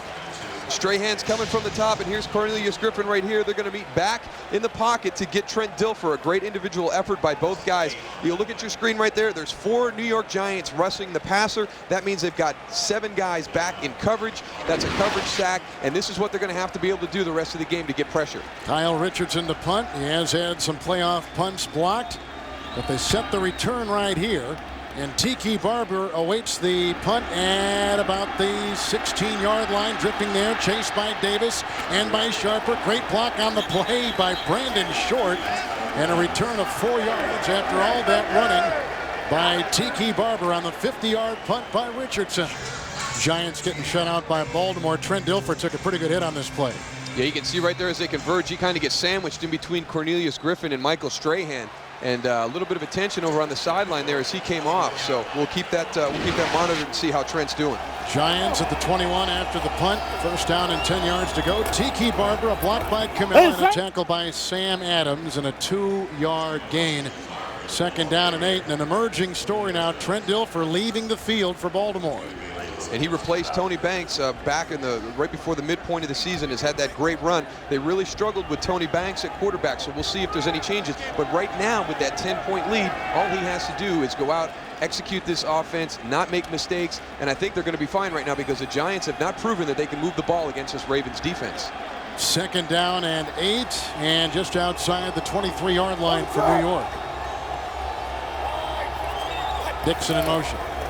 Fake handoff to Barber as Collins moves up deftly, has to get up to the 31-yard line, and is doused by Sharper at about the 29 on a gain of 5.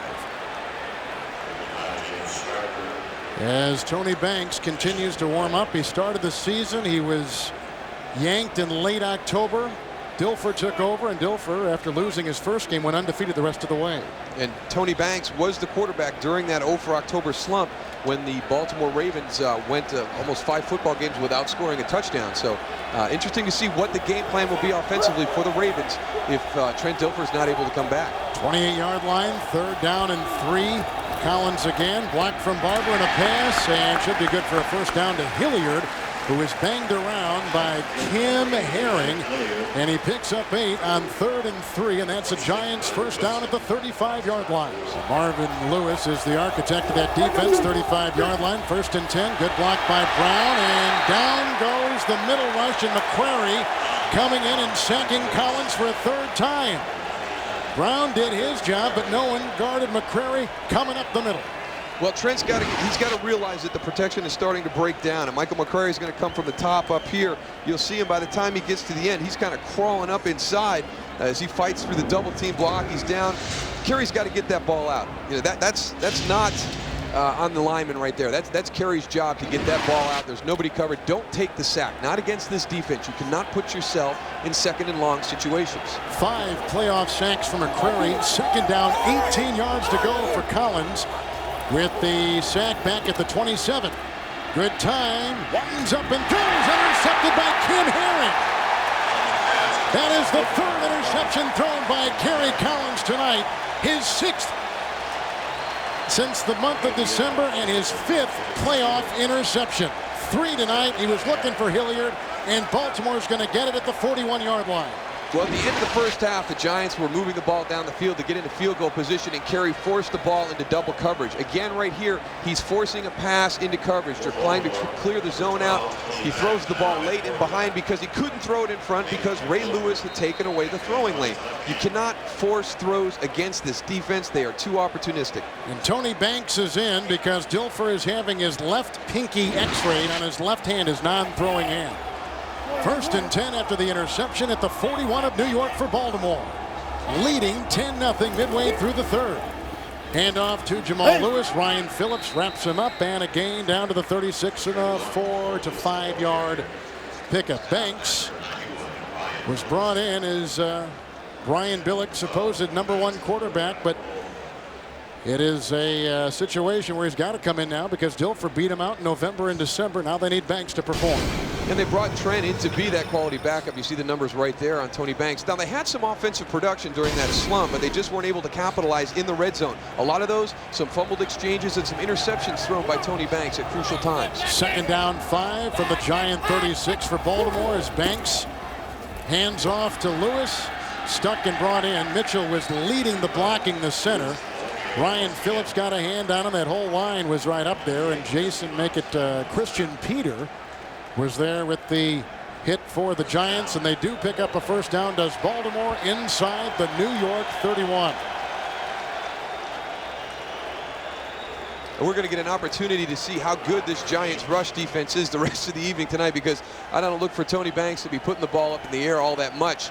They're going to get a heavy dose of Jamal Anderson and Priest Holmes Jamal Lewis and Priest Holmes the rest of the day. 1st and 10 from the 31. It's a broken tackle by number 31, Jamal Lewis, then gang tackle by Cedric Jones and Mike Barrow. Sean Williams, Armstead still digging in there for the ball. In fact, he's taken off Mulatalo's helmet. Their starting guard. And this is kind of the second, well, it's about the 5th lost helmet we've had tonight, but the second little scuffle after a play. The second little scuffle, in the common denominator in both those scuffles, number 98, Jessie Armstead.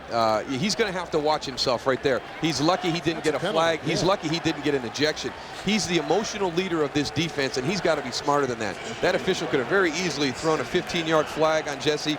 He looked like he threw a couple little jabs in there. He's looking at a possible ejection. He's got to maintain his composure. Second down and 10 inside the 31-yard line.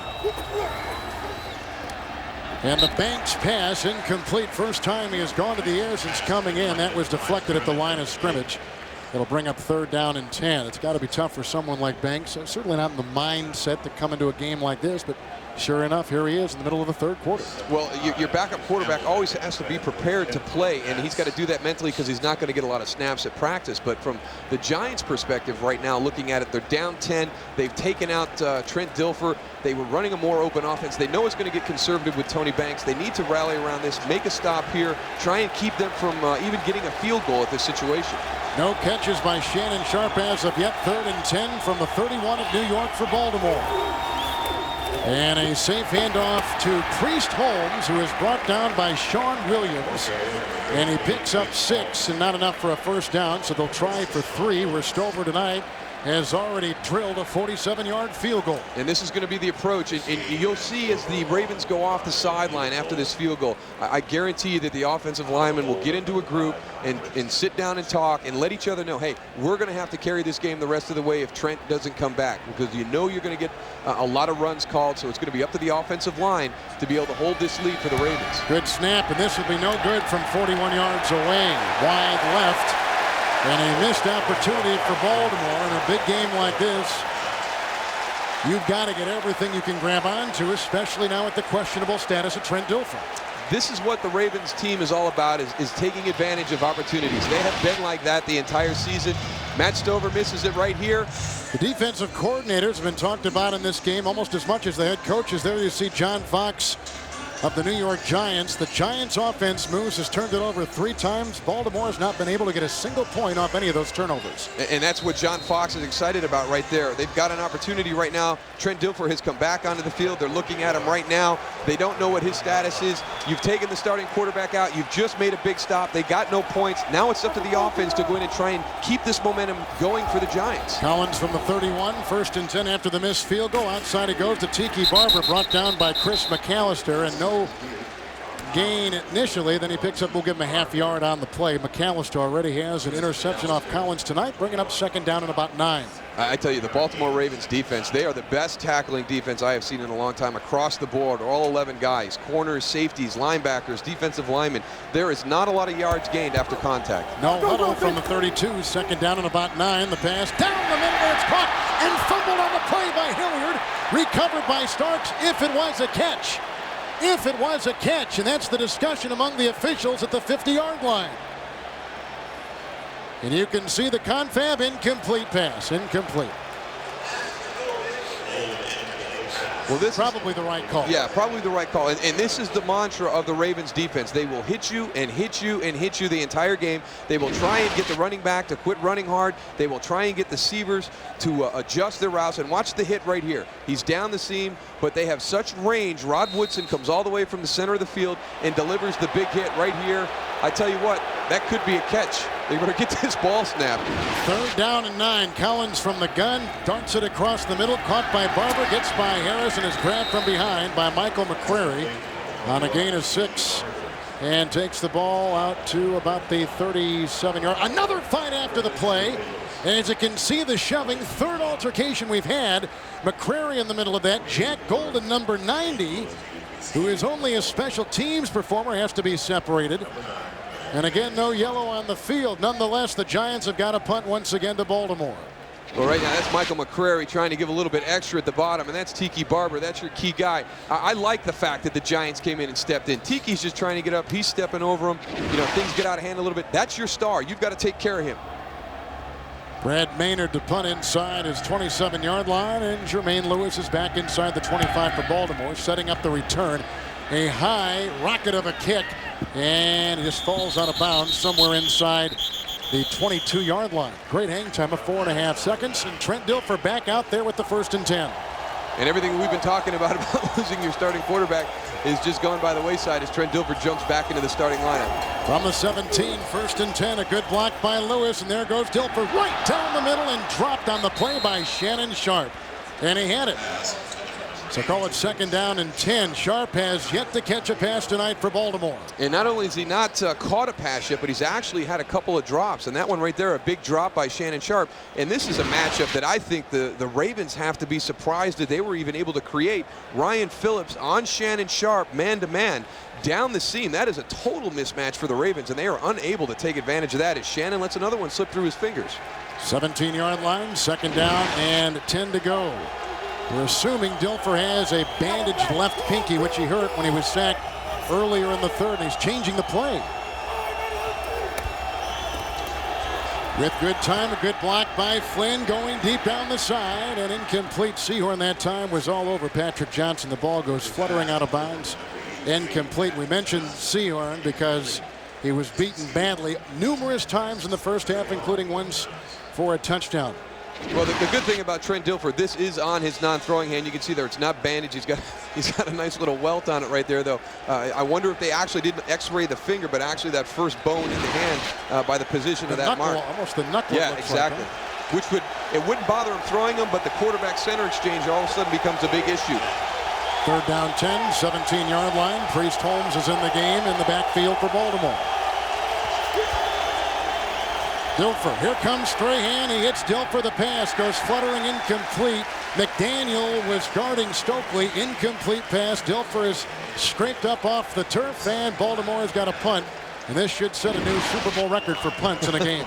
We got a little jailbreak here in the middle as both Keith Hamilton and Michael Strahan coming straight at him. Keith Hamilton getting there and taking him back onto his back again. So they're starting to rough Trent Dilfer up a little bit. All right, now remember about this position. Tennessee was going after this punter very hard a couple playoff games ago. Well, he's had 3 punts blocked in the postseason, 2 at Tennessee and then 1 also against Denver.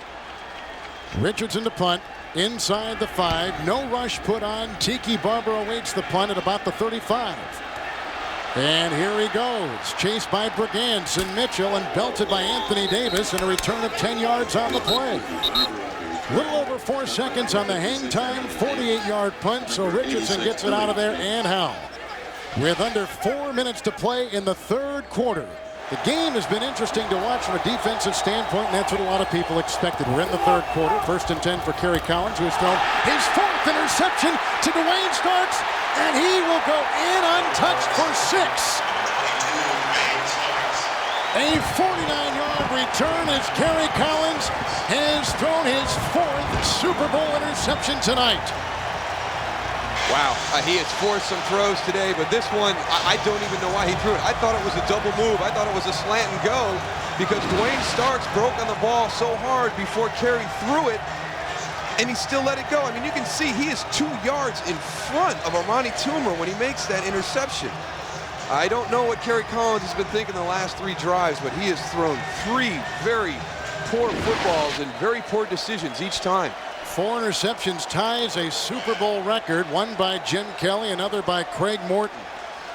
And the Stover extra point on the Richardson hold builds the Baltimore lead now to 17-0. With 3:49, Kerry Collins ties his career high for a game 4 interceptions. And now down by 17 points, the largest deficit overcome to win a Super Bowl by the Redskins in Super Bowl 12. 10 points down they were to win it. I believe they played the Denver Broncos in that game. Michael McCreary is running off the field. And we'll check that status as Ron Dixon prepares for the kickoff from the 30-yard line, and Matt Stover. And here goes the boot, and Dixon will take it at the 3-yard line. Corey Harris can't get him. Cornell Brown can't get him. Here comes the punter and the kicker, and there he goes. He'll take it all the way for a touchdown, the 2nd in the postseason, 97 yards. Wow. That'll change things in a hurry. I tell you what. They needed that because their offense has done absolutely nothing in this football game. But we may have pulled a hamstring, too, on the run. Hey, you know what? He got his 7 points. He made his contribution. If he can't step on the field the rest of the game, good for Ron Dixon, because he might have just saved this football team from being blown out. Boy, I tell you, he hit that seam, and there was nobody that was going to get him. We'll see if he pulls up a little bit here at the end. There he goes. He's starting to favor it. He did it right at the end of that run.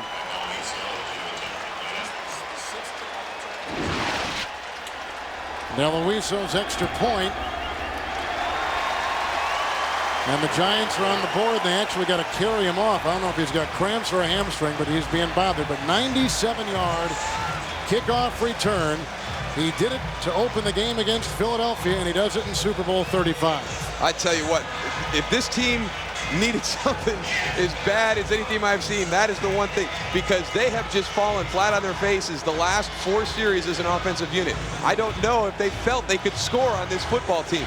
Maybe this gives them the lift that they need. His return against Philadelphia was 97 yards, ironically, as well. Well, here's the big place before that with Dwayne Starks. And Dwayne Starks, he was one of the guys that was victimized early in the season by Jimmy Smith when he got almost 300 yards receiving against the Baltimore Ravens. He now studies routes, and he relies on his instincts. That is followed up by Ron Dixon. Look at the seam created right there by the special teams unit. Ryan Phillips with a key block down the field. And then Matt Stover, he's not going to get Ron Dixon in that situation. That is the 3rd longest kickoff return in Super Bowl history by that young rookie, Ron Dixon, out of Lambooth. And the Deloiso kickoff after that 97-yard kickoff return. Picked up by Jermaine Lewis. He gets a block from Harris. We might have another one. Gash, and they knock out McDaniel, and there's Thomas, and he can't stop him, and he'll go the other way. Can you believe it? 84-yard touchdown kickoff return.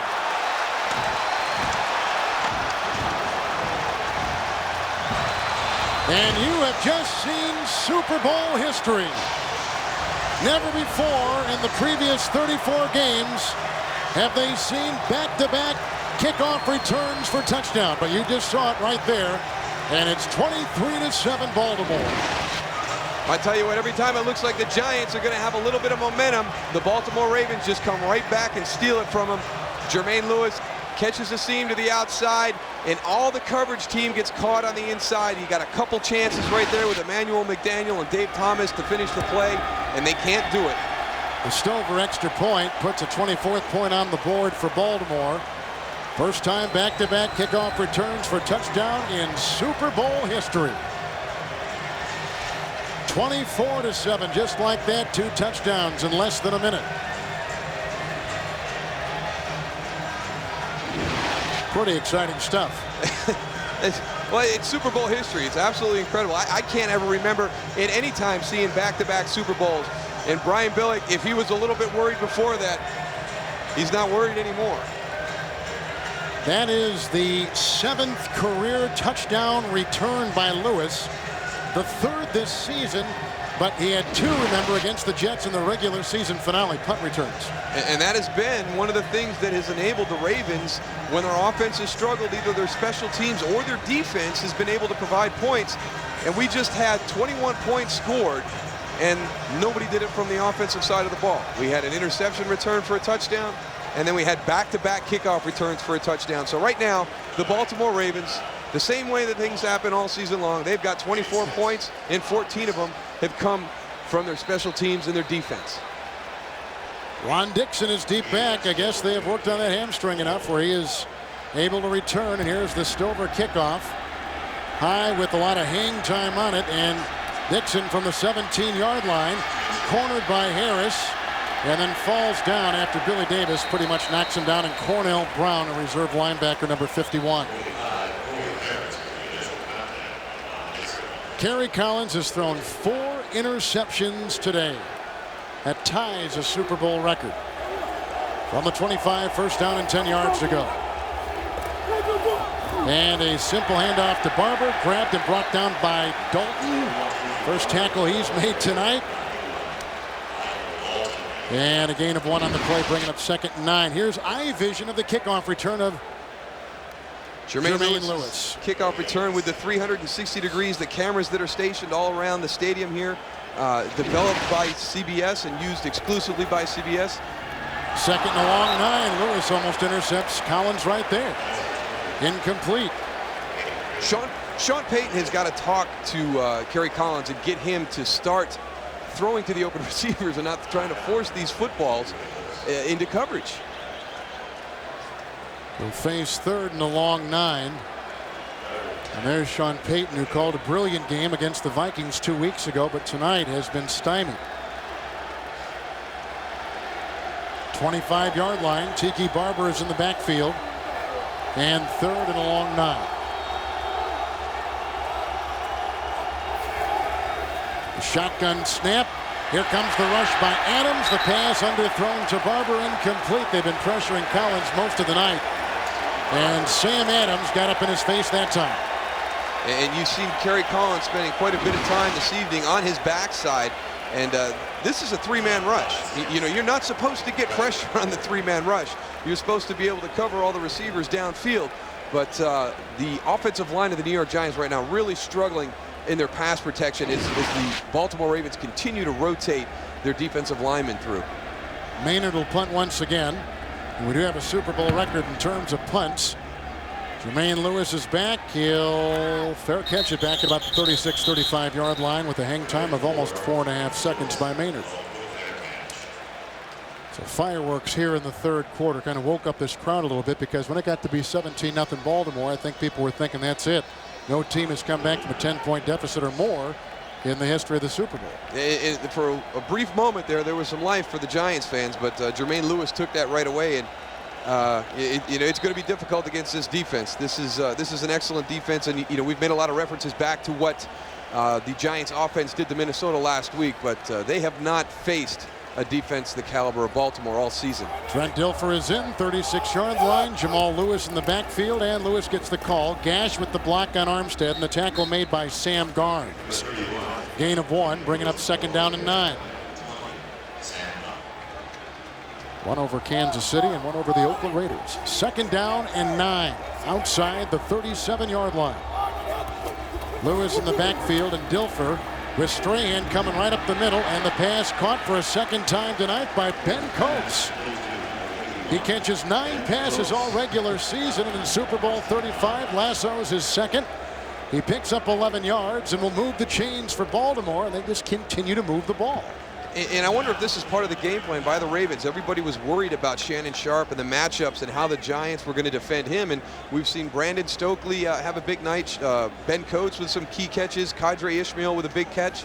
And Patrick Johnson really becoming a key figure in this passing offense tonight with some shots down the field with him. But up until this point, Shannon Sharpe has been a no factor. We just saw Dilfer's number. Brian Bildick is watching from the side from the 48-yard line, 1st and 10. Handoff goes to Lewis, gets a nice block from Ogden, then is belted by Sehorn and brought down after a gain of 2. 2nd down and 8. Baltimore coming in as a wild card. Their division was won by Tennessee, and here are the previous wild card teams in the Super Bowl. And the thing that makes it difficult as a wild card is you're going to have to do this on the road. And Baltimore did get the one home playoff game against the Denver Broncos and won there. But then they were forced to go on the road to Tennessee and Oakland. But that has been one of the things that they have taken a lot of pride in this year. They like to go on the road. They like to go into hostile environments and shut people down. And that is what they have done through the course of the playoffs. Just saw Art Modell, 2nd down 8 from midfield. Fake handoff by Dilfer. Here comes Griffin. There's a wobbly pass. Caught on the play for the first time tonight by tight end Shannon Sharpe. Wrestled down by Barrow. It's a gain of 5. And that will take us to the end of the third quarter. 24-7. Welcome back to Super Bowl 35 here at sold-out Raymond James Stadium in Tampa, Florida. Kevin Harlan with Daryl Moose Johnston. 3-time winner of a Super Bowl with the Dallas Cowboys. The Ravens, most points they've allowed in the second half this season, 13 twice. Miami and Jacksonville. 3rd down and 3 from the 45, and the direct snap goes to Jermaine Lewis, who picks up a gain of 1 on the play as they try to put a new wrinkle inside the offense. The quarterback, Trent Dilfer, went from behind center out to a slot wide receiver. What kind of limit your options once you get in there, and there's down here at the bottom of the screen, Trent Dilfer, going downfield getting a block. Jermaine Lewis had jumped into the spot in the backfield to take the shotgun snap. Actually, they could have looked at getting some yards and possibly get a field goal here, and they kind of blew the play with that sort of trickery. Well, here they are. They are ahead by 3 scores. 17 points. They're not going to do anything to create a problem. They're content to be conservative. Punt by Richardson, waved off and fair caught back at the 7-yard line by Ike Hilliard, and again inside the 10-yard line on a punt by Richardson. That was a 37-yarder and a beauty. And that's how Michael McCrary, the defensive end for the Ravens, will play the rest of the game. And we saw him running into the tunnel a couple series ago. He's got a fractured right hand, so he'll play the remainder of this game casted up. But that's what the Super Bowl is all about. You're up 17 going into the 4th quarter as it's just started with 14-13 left to play. And Michael McCrary's not going to take a seat. He's going to stay out there and have some fun with his buddies on the defense. Meager numbers by the New York Giants second half offense. They begin now for the 3rd time inside their 10 at the 8. Collins has thrown 4 interceptions, 1st and 10. Pettigrew with the block. Here comes the rush. They sent Boulware on the pass, incomplete. Outside a little swing pass for Tiki Barber, and Robert Bailey was covering on the wing, number 35. Well, who will be this year's MVP? Here's your chance to help determine the game's MVP. Log on to superbowl.com now and vote. Superbowl.com, powered by CBS Sportsline.com. You got a laptop. I'm going to log on. I'm going to vote for Kyle Richardson right now. He's been the busiest. I'll tell you what. 2nd down and 10 at the 8. As Collins gets a block from Pettigrew. McCreary knocks the ball away, and it's loose inside the 5. And the Giants may have reeled it in, although Ray Lewis is down there. And they have been relentless. The Baltimore defense has been relentless on Jim Fossil's offense tonight. And Michael McCrary right here at the bottom of your screen. He's just going to go by Lomas Brown around the corner, come to the backside. Kerry Collins has got to feel that pressure. You can't get careless down on that end of the field. He's very fortunate that the Giants were able to get that ball back. Lomas Brown, 16 years in the NFL and playing in his first Super Bowl tonight, recovered the loose ball. 3rd and 14 back at the 4. Collins has sent out 3 wide receivers. Here comes the blitz, and Collins gets the pass away and almost picked off, incomplete. McAllister was guarding Juravicius. The blitz was on from James Trapp from the opposite side, and the Giants have got a punt. Well, the Ravens they're pulling out all the stops now. They're blitzing with a 17-point lead back here. You can see everybody coming. Rod Woodson stepping up, Ray Lewis stepping up inside, kind of fooling Kerry Collins into throwing that ball a little bit quick, but he's got pressure in his face again, and this has just become a real bad pattern for the Giants. 3 downs and out, deep in their own end. Here comes Baltimore with another short field. Maynard to punt literally in the shadow of his own crossbar. He is in the back part of the end zone.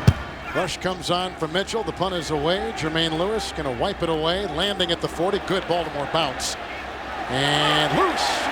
Down to the 38. Did it hit the Raven, who was down on his stomach as the ball jumped over him? They say no. They say it is Baltimore's ball. The hop was enough. It didn't hit the Raven, who was down. And McAllister almost unsuspecting of the ball that was bouncing over his head. And Chris McAllister very fortunate right here that this ball gets a little bit of a hop. That is inches from brushing up against him. Play the limbo. 3rd consecutive start. Make it the 3rd start for Baltimore in Giant territory tonight from the 38. 1st down and 10. And the handoff goes to Lewis, wrapped up by Michael Strahan. Gain of about a yard. 2nd down and 9. How about, what's your sense of the emotion now on both sidelines? Well, it's going to be really flat on the Giants sideline right now. They had an opportunity to steal some momentum with that kickoff return, and Jermaine Lewis just really broke their will, broke their spirit when he followed it up with a return of his own there. And, 21-7, or 17-7, there's a little bit of hope, but right now 24-7, the way this Ravens defense is playing, and Kyle Richardson pinning them deep inside their 10 consistently tonight, it doesn't look good for the New York Giants. 2nd down, long 9, Baltimore at the Giants' 38-yard line. Blitz is on from Armstead. Dilfer throws down the middle, and it's caught by Coates for a 3rd time tonight. Backpedaling his way to the 20. Gain of 17 on the play, and I think, Darryl, you have nailed this. They were so concerned about Sharp coming in that Coates has been open virtually every play. They've had a few chances to get the ball to Shannon Sharp, but they have used him mainly as a decoy. You could see him on that play flare out to the top to allow Ben Coates to find that opening down the seam. Trent Dilfer delivers the ball right over Ryan Phillips' head, and to me that's just not a good matchup. Sean Williams is getting there a little bit late, but Ryan Williams in coverage against either Shannon Sharp or Ben Coates favors the Baltimore Ravens. Coates played in that Super Bowl a couple years ago for the Patriots against Green Bay at the Louisiana Superdome. It's a first down for Baltimore inside the Giant 21. Jamal Lewis gets the call, wrapped up by Cedric Jones, and finds perhaps 2 over the left side. Second down and 8. Priest Holmes will check in. Clock continues to tick, and Baltimore being very patient about and very deliberate about the way they conduct the tempo of their offense right now. Yeah, they are in control. They're going to take every second off this clock and be very content to run the ball, be conservative. But the key thing now for them is to take that time off the clock. Second down and 8. Dilfer didn't even get the snap before it was bowled over by Cornelius Griffith, the rookie, who's had a sack tonight in his very first Super Bowl game.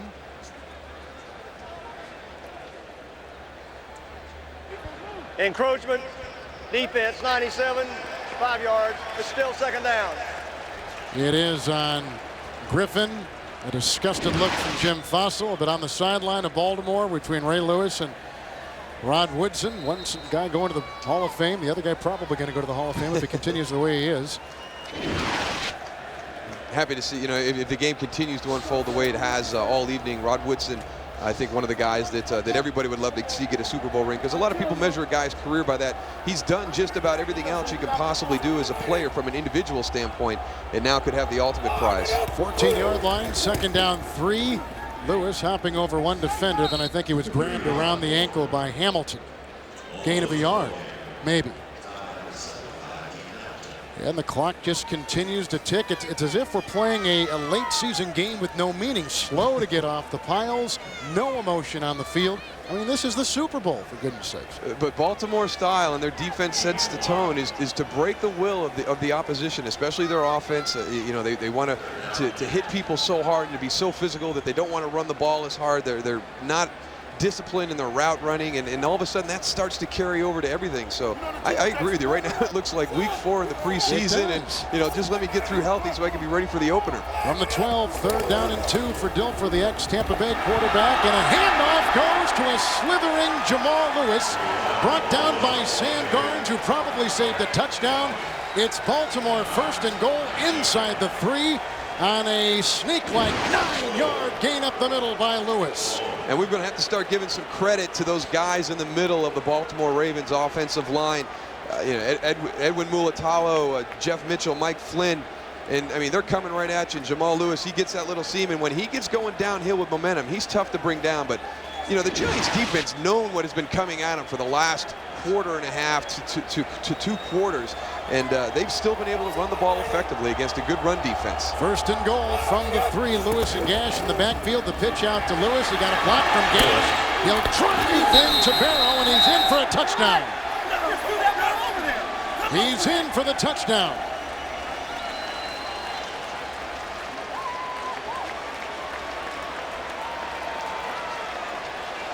Right over the pylon, and that was the key. Well, they ran hard up the middle the last time. This time they pitch it to the outside. They get a little seal there by Sam Gash on Sean Williams, and then Jamal Lewis just lowers the boom on Michael Barrow, stretches that ball across to break the plane for the touchdown. I tell you what, coming right at you, boom. Michael Barrow is a big physical football player, and Jamal Lewis just trucked him for a touchdown. And I think they're going to want the instant replay to take a look at this. The red flag has been thrown on the field. The instant replay booth is right to our right, and quickly they get ready to look at things over there. And the decision was, did he have possession of the ball when it crossed the plane? And we've got a very tough angle, as do they across the way.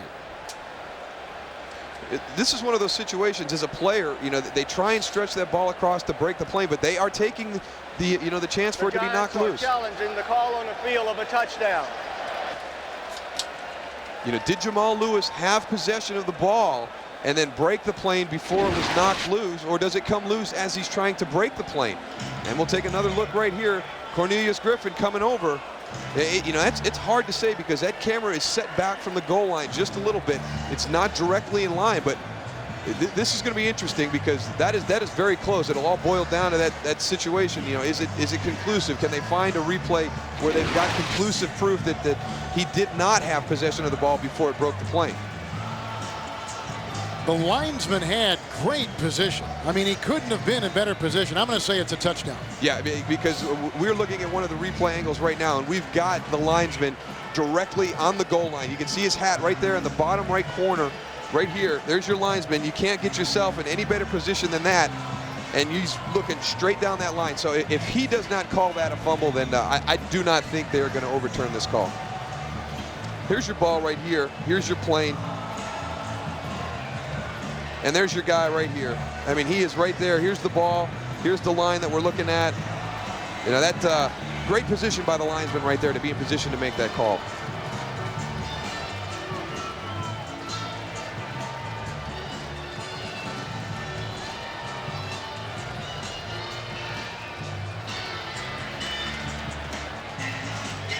You know, I'm 5-0 on these replays this season. Well, that's why I sided with you real quick.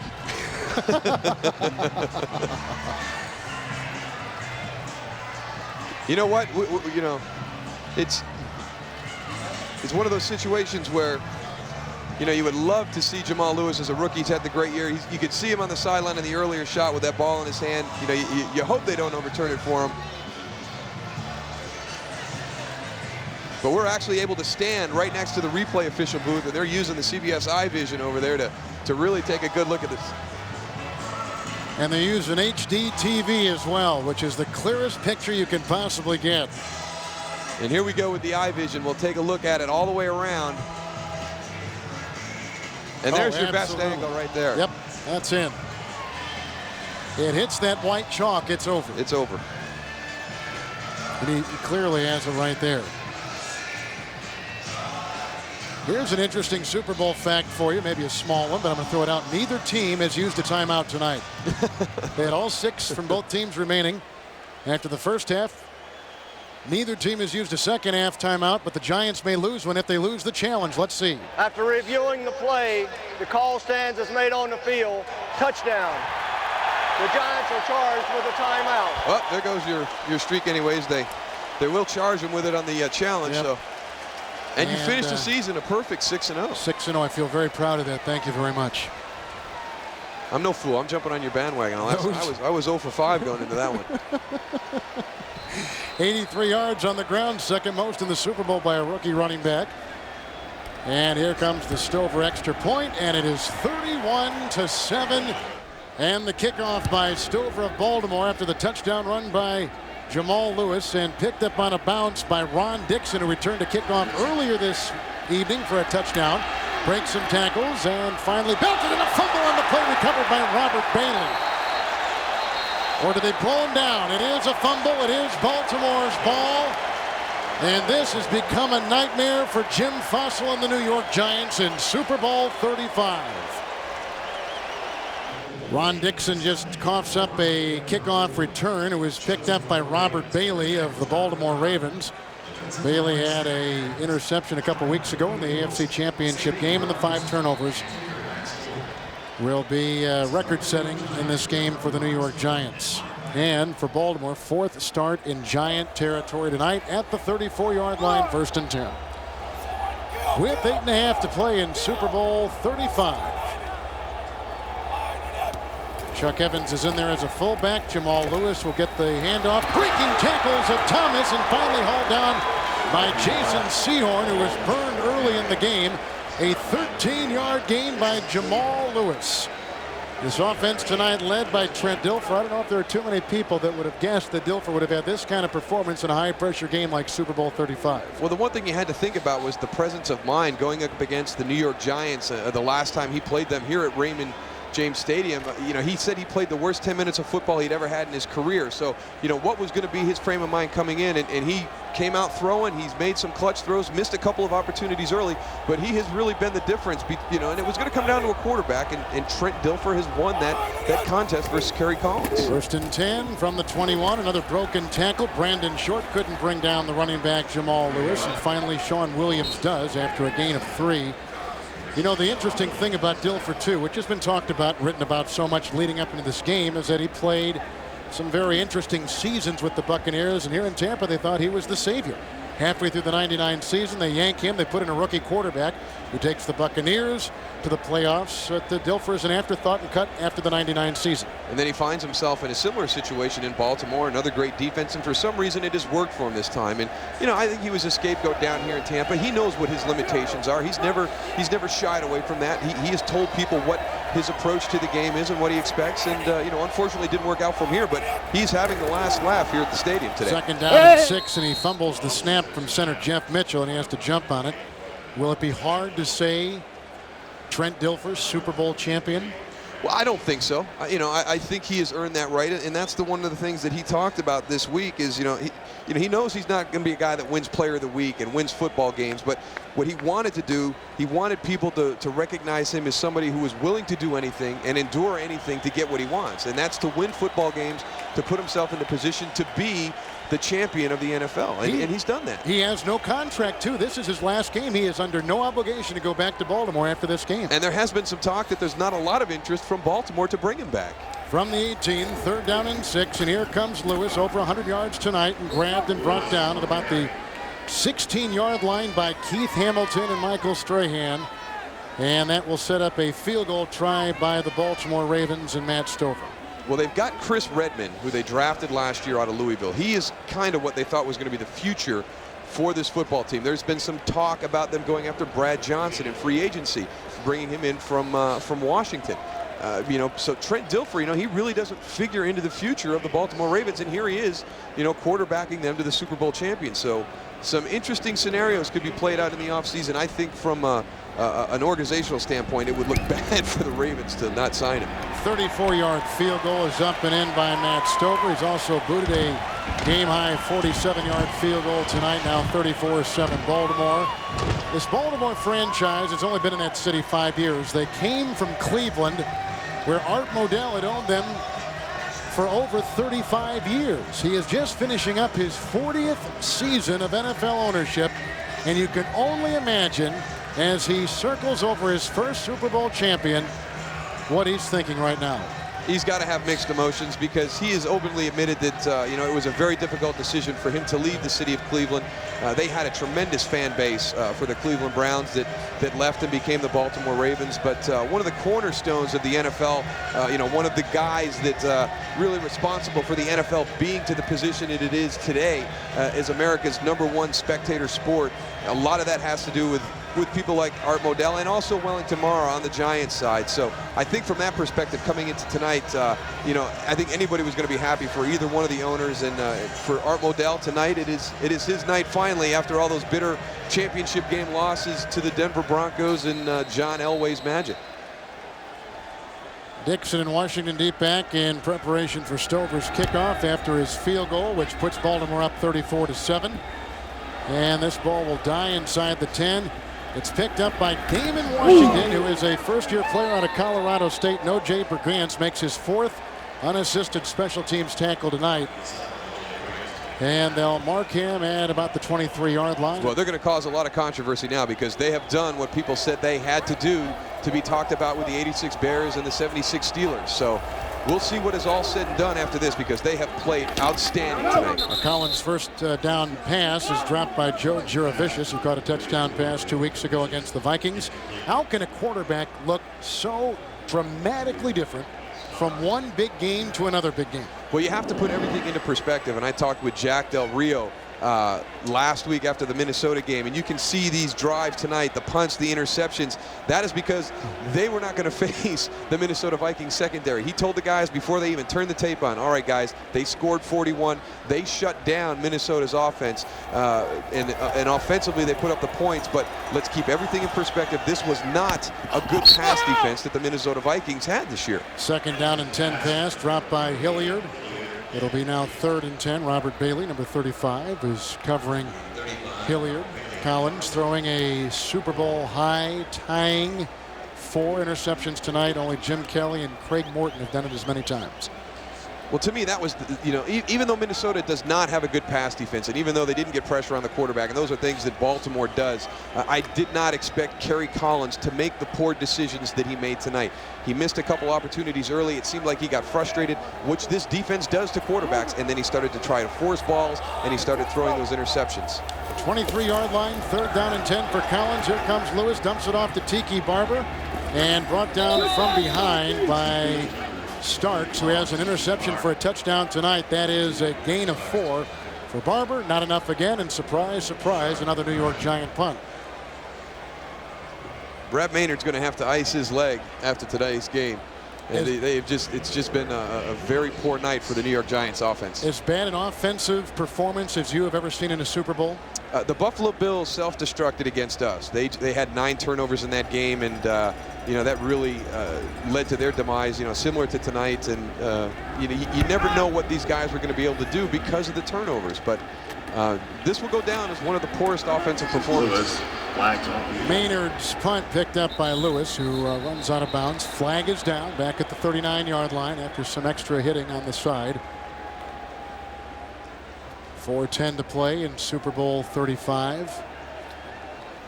It is a hold against the Baltimore Ravens, another special teams penalty against Baltimore. Holding during the kick. Number 21 of the receiving team, 10 yards, 1st down. And after the play, again, the same kind of things that we have seen a lot of tonight. Well, the game is for all set purposes over with, but this will probably be the 4th or 5th instance tonight where we had a little bit of extra after the play, and actually that one could have got a little worse, on the sideline by yourself. So Sam Garner's lucky that one didn't turn ugly on him, but I really did not expect this kind of outcome in the game tonight. I really was with everybody else. I thought this was going to be a game dominated by the defenses, but much closer. Everybody talked about 16-13, 16-10s. I don't think anybody expected it to be 34-7 with 4 minutes to go. New Baltimore quarterback is Tony Banks, who momentarily took the place of an injured Dilfer in this game. The handoff is sent to Priest Holmes, who gains 5 yards, climbing over the middle. That man is going to be wet here in about the next 2 minutes. 2nd down and 5. With Banks under center at his 35-yard line. Holmes in the backfield, and Chuck Evans with the lead block. And there goes Holmes, who was the leading rusher a season ago and was thought to be the guy going into camp just to continue to carry the load. But rookie Jamal Lewis was so fantastic they had to give it to the rookie. And Priest has been a big influence on him. He's been a great mentor to Jamal Lewis because he told him he had to be much more patient in his running style. He was really getting downhill and forcing the ball into places and not letting the play develop and reading the blocking in front of him. So Priest loses his starting job, but continues to help Jamal Lewis.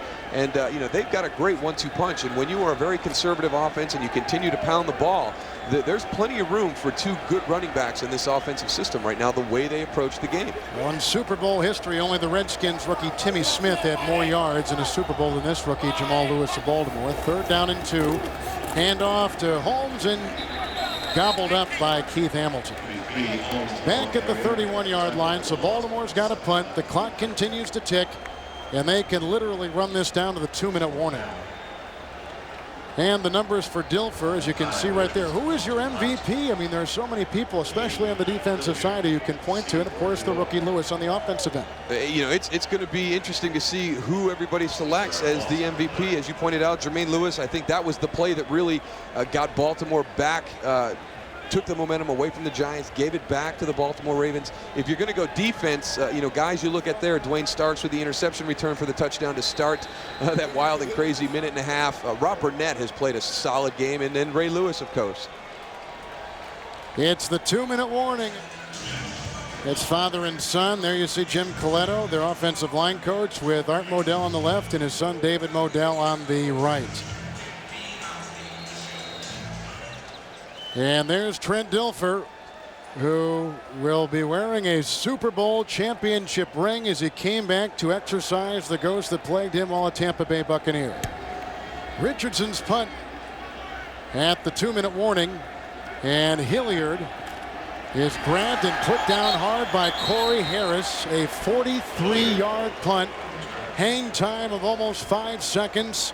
Threw him for a 3-yard loss, and he just got doused on the sideline, as you can see. Boy, he did get hit bad on the back. They did. Didn't look that bad from the front. No, I thought he was okay. Well, what do you think for MVP, Kevin? I got to tell you, I don't know if there's really one player that stood out there. Can you give it to the defense? I mean, is there any way that they would ever consider doing something like that? They got to get rid of that car. Hand off to Tiki Barber on 1st and 10. No gain on the play. The Giants today, Moose, and you can see the Gatorade shower coming in and getting the backside of Brian Billick, the coach of the Baltimore Ravens. Giants today have run only 4 plays in Raven territory, their deepest penetration. The Baltimore 27, that's when Collins threw that interception toward the end of the first half. And there's a pass, and it's caught by Tiki Barber, grabbed by Harris, and knocked off his horse at about the 31. Clock continues to go. It's a gain of 4 right there, shy of a first down. One more play, and, well, perhaps 2 now at the no huddle. 3rd down and 5 from the 32. Collins rifles it. Pass caught for the first time today by tight end Pete Mitchell. His 3rd playoff reception. Gain of 7. Move the chains. That is a first down, but the clock continues to tick. And Baltimore in a celebrating mood on the sideline. Almost the final numbers for Collins. The 4 interceptions, the big number right there. 39-yard line, 1st and 10 for Collins. Here comes McCrary, breaking hand and all, and an almost interception by Brad Jackson. Great job. That would have been a new Super Bowl record. A great job by Tiki Barber right there. He doesn't make the catch, he tips the ball, but at least he makes sure that the defender is not going to get this interception. You know, it's thrown, it's a little high with the cast, it's catchable, but hey, he goes back there and makes sure that that ball is not intercepted. And as you pointed out, the ugly distinction for Kerry Collins, a new Super Bowl record with 5 interceptions. They've just named Ray Lewis as the Super Bowl MVP. He is the emotion of this football team. You know, the team kind of goes the way he goes. He did not have the type of game that he has had the last few games of the playoffs, but he is the reason that he is here. Or that they are, that the team is here. They've really fed off his emotion all season.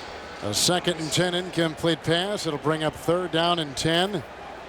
And think how the life of Ray Lewis has changed in 365 days.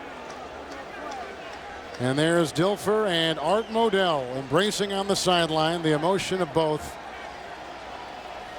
In a game that really was never very close. It really wasn't. There was a chance there at the end of the first half when they had the interception to end the half. The kickoff return that got them to 17-7. But the Ravens were always in control of the game from the start. The Giants were never really a serious threat at any point this evening. 3rd and 10, throw outside to Tiki Barber. Picks up 7 on the play. Corey Harris ushers him out of bounds. Down to 10 seconds left in Super Bowl 35. Ray Lewis is probably as good as anybody on that side. I don't know who else you give it to. You really don't. And because there was nobody that really stood out on an individual effort, I think you have to give it to Ray because he is the leader of that defense. They're not going to be able to give it to the entire unit. The only other person that I could have thought of was Rob Burnett because he was really a tone setter in the first few series, putting a lot of pressure on Kerry Collins. But other than that, you've got to go with Ray Lewis. He's the heart and soul of this football team. That's it. The Baltimore Ravens, for the first time in their franchise history, are Super Bowl champions with their emotional leader, their heart and soul, given the Super Bowl MVP trophy, Ray Lewis.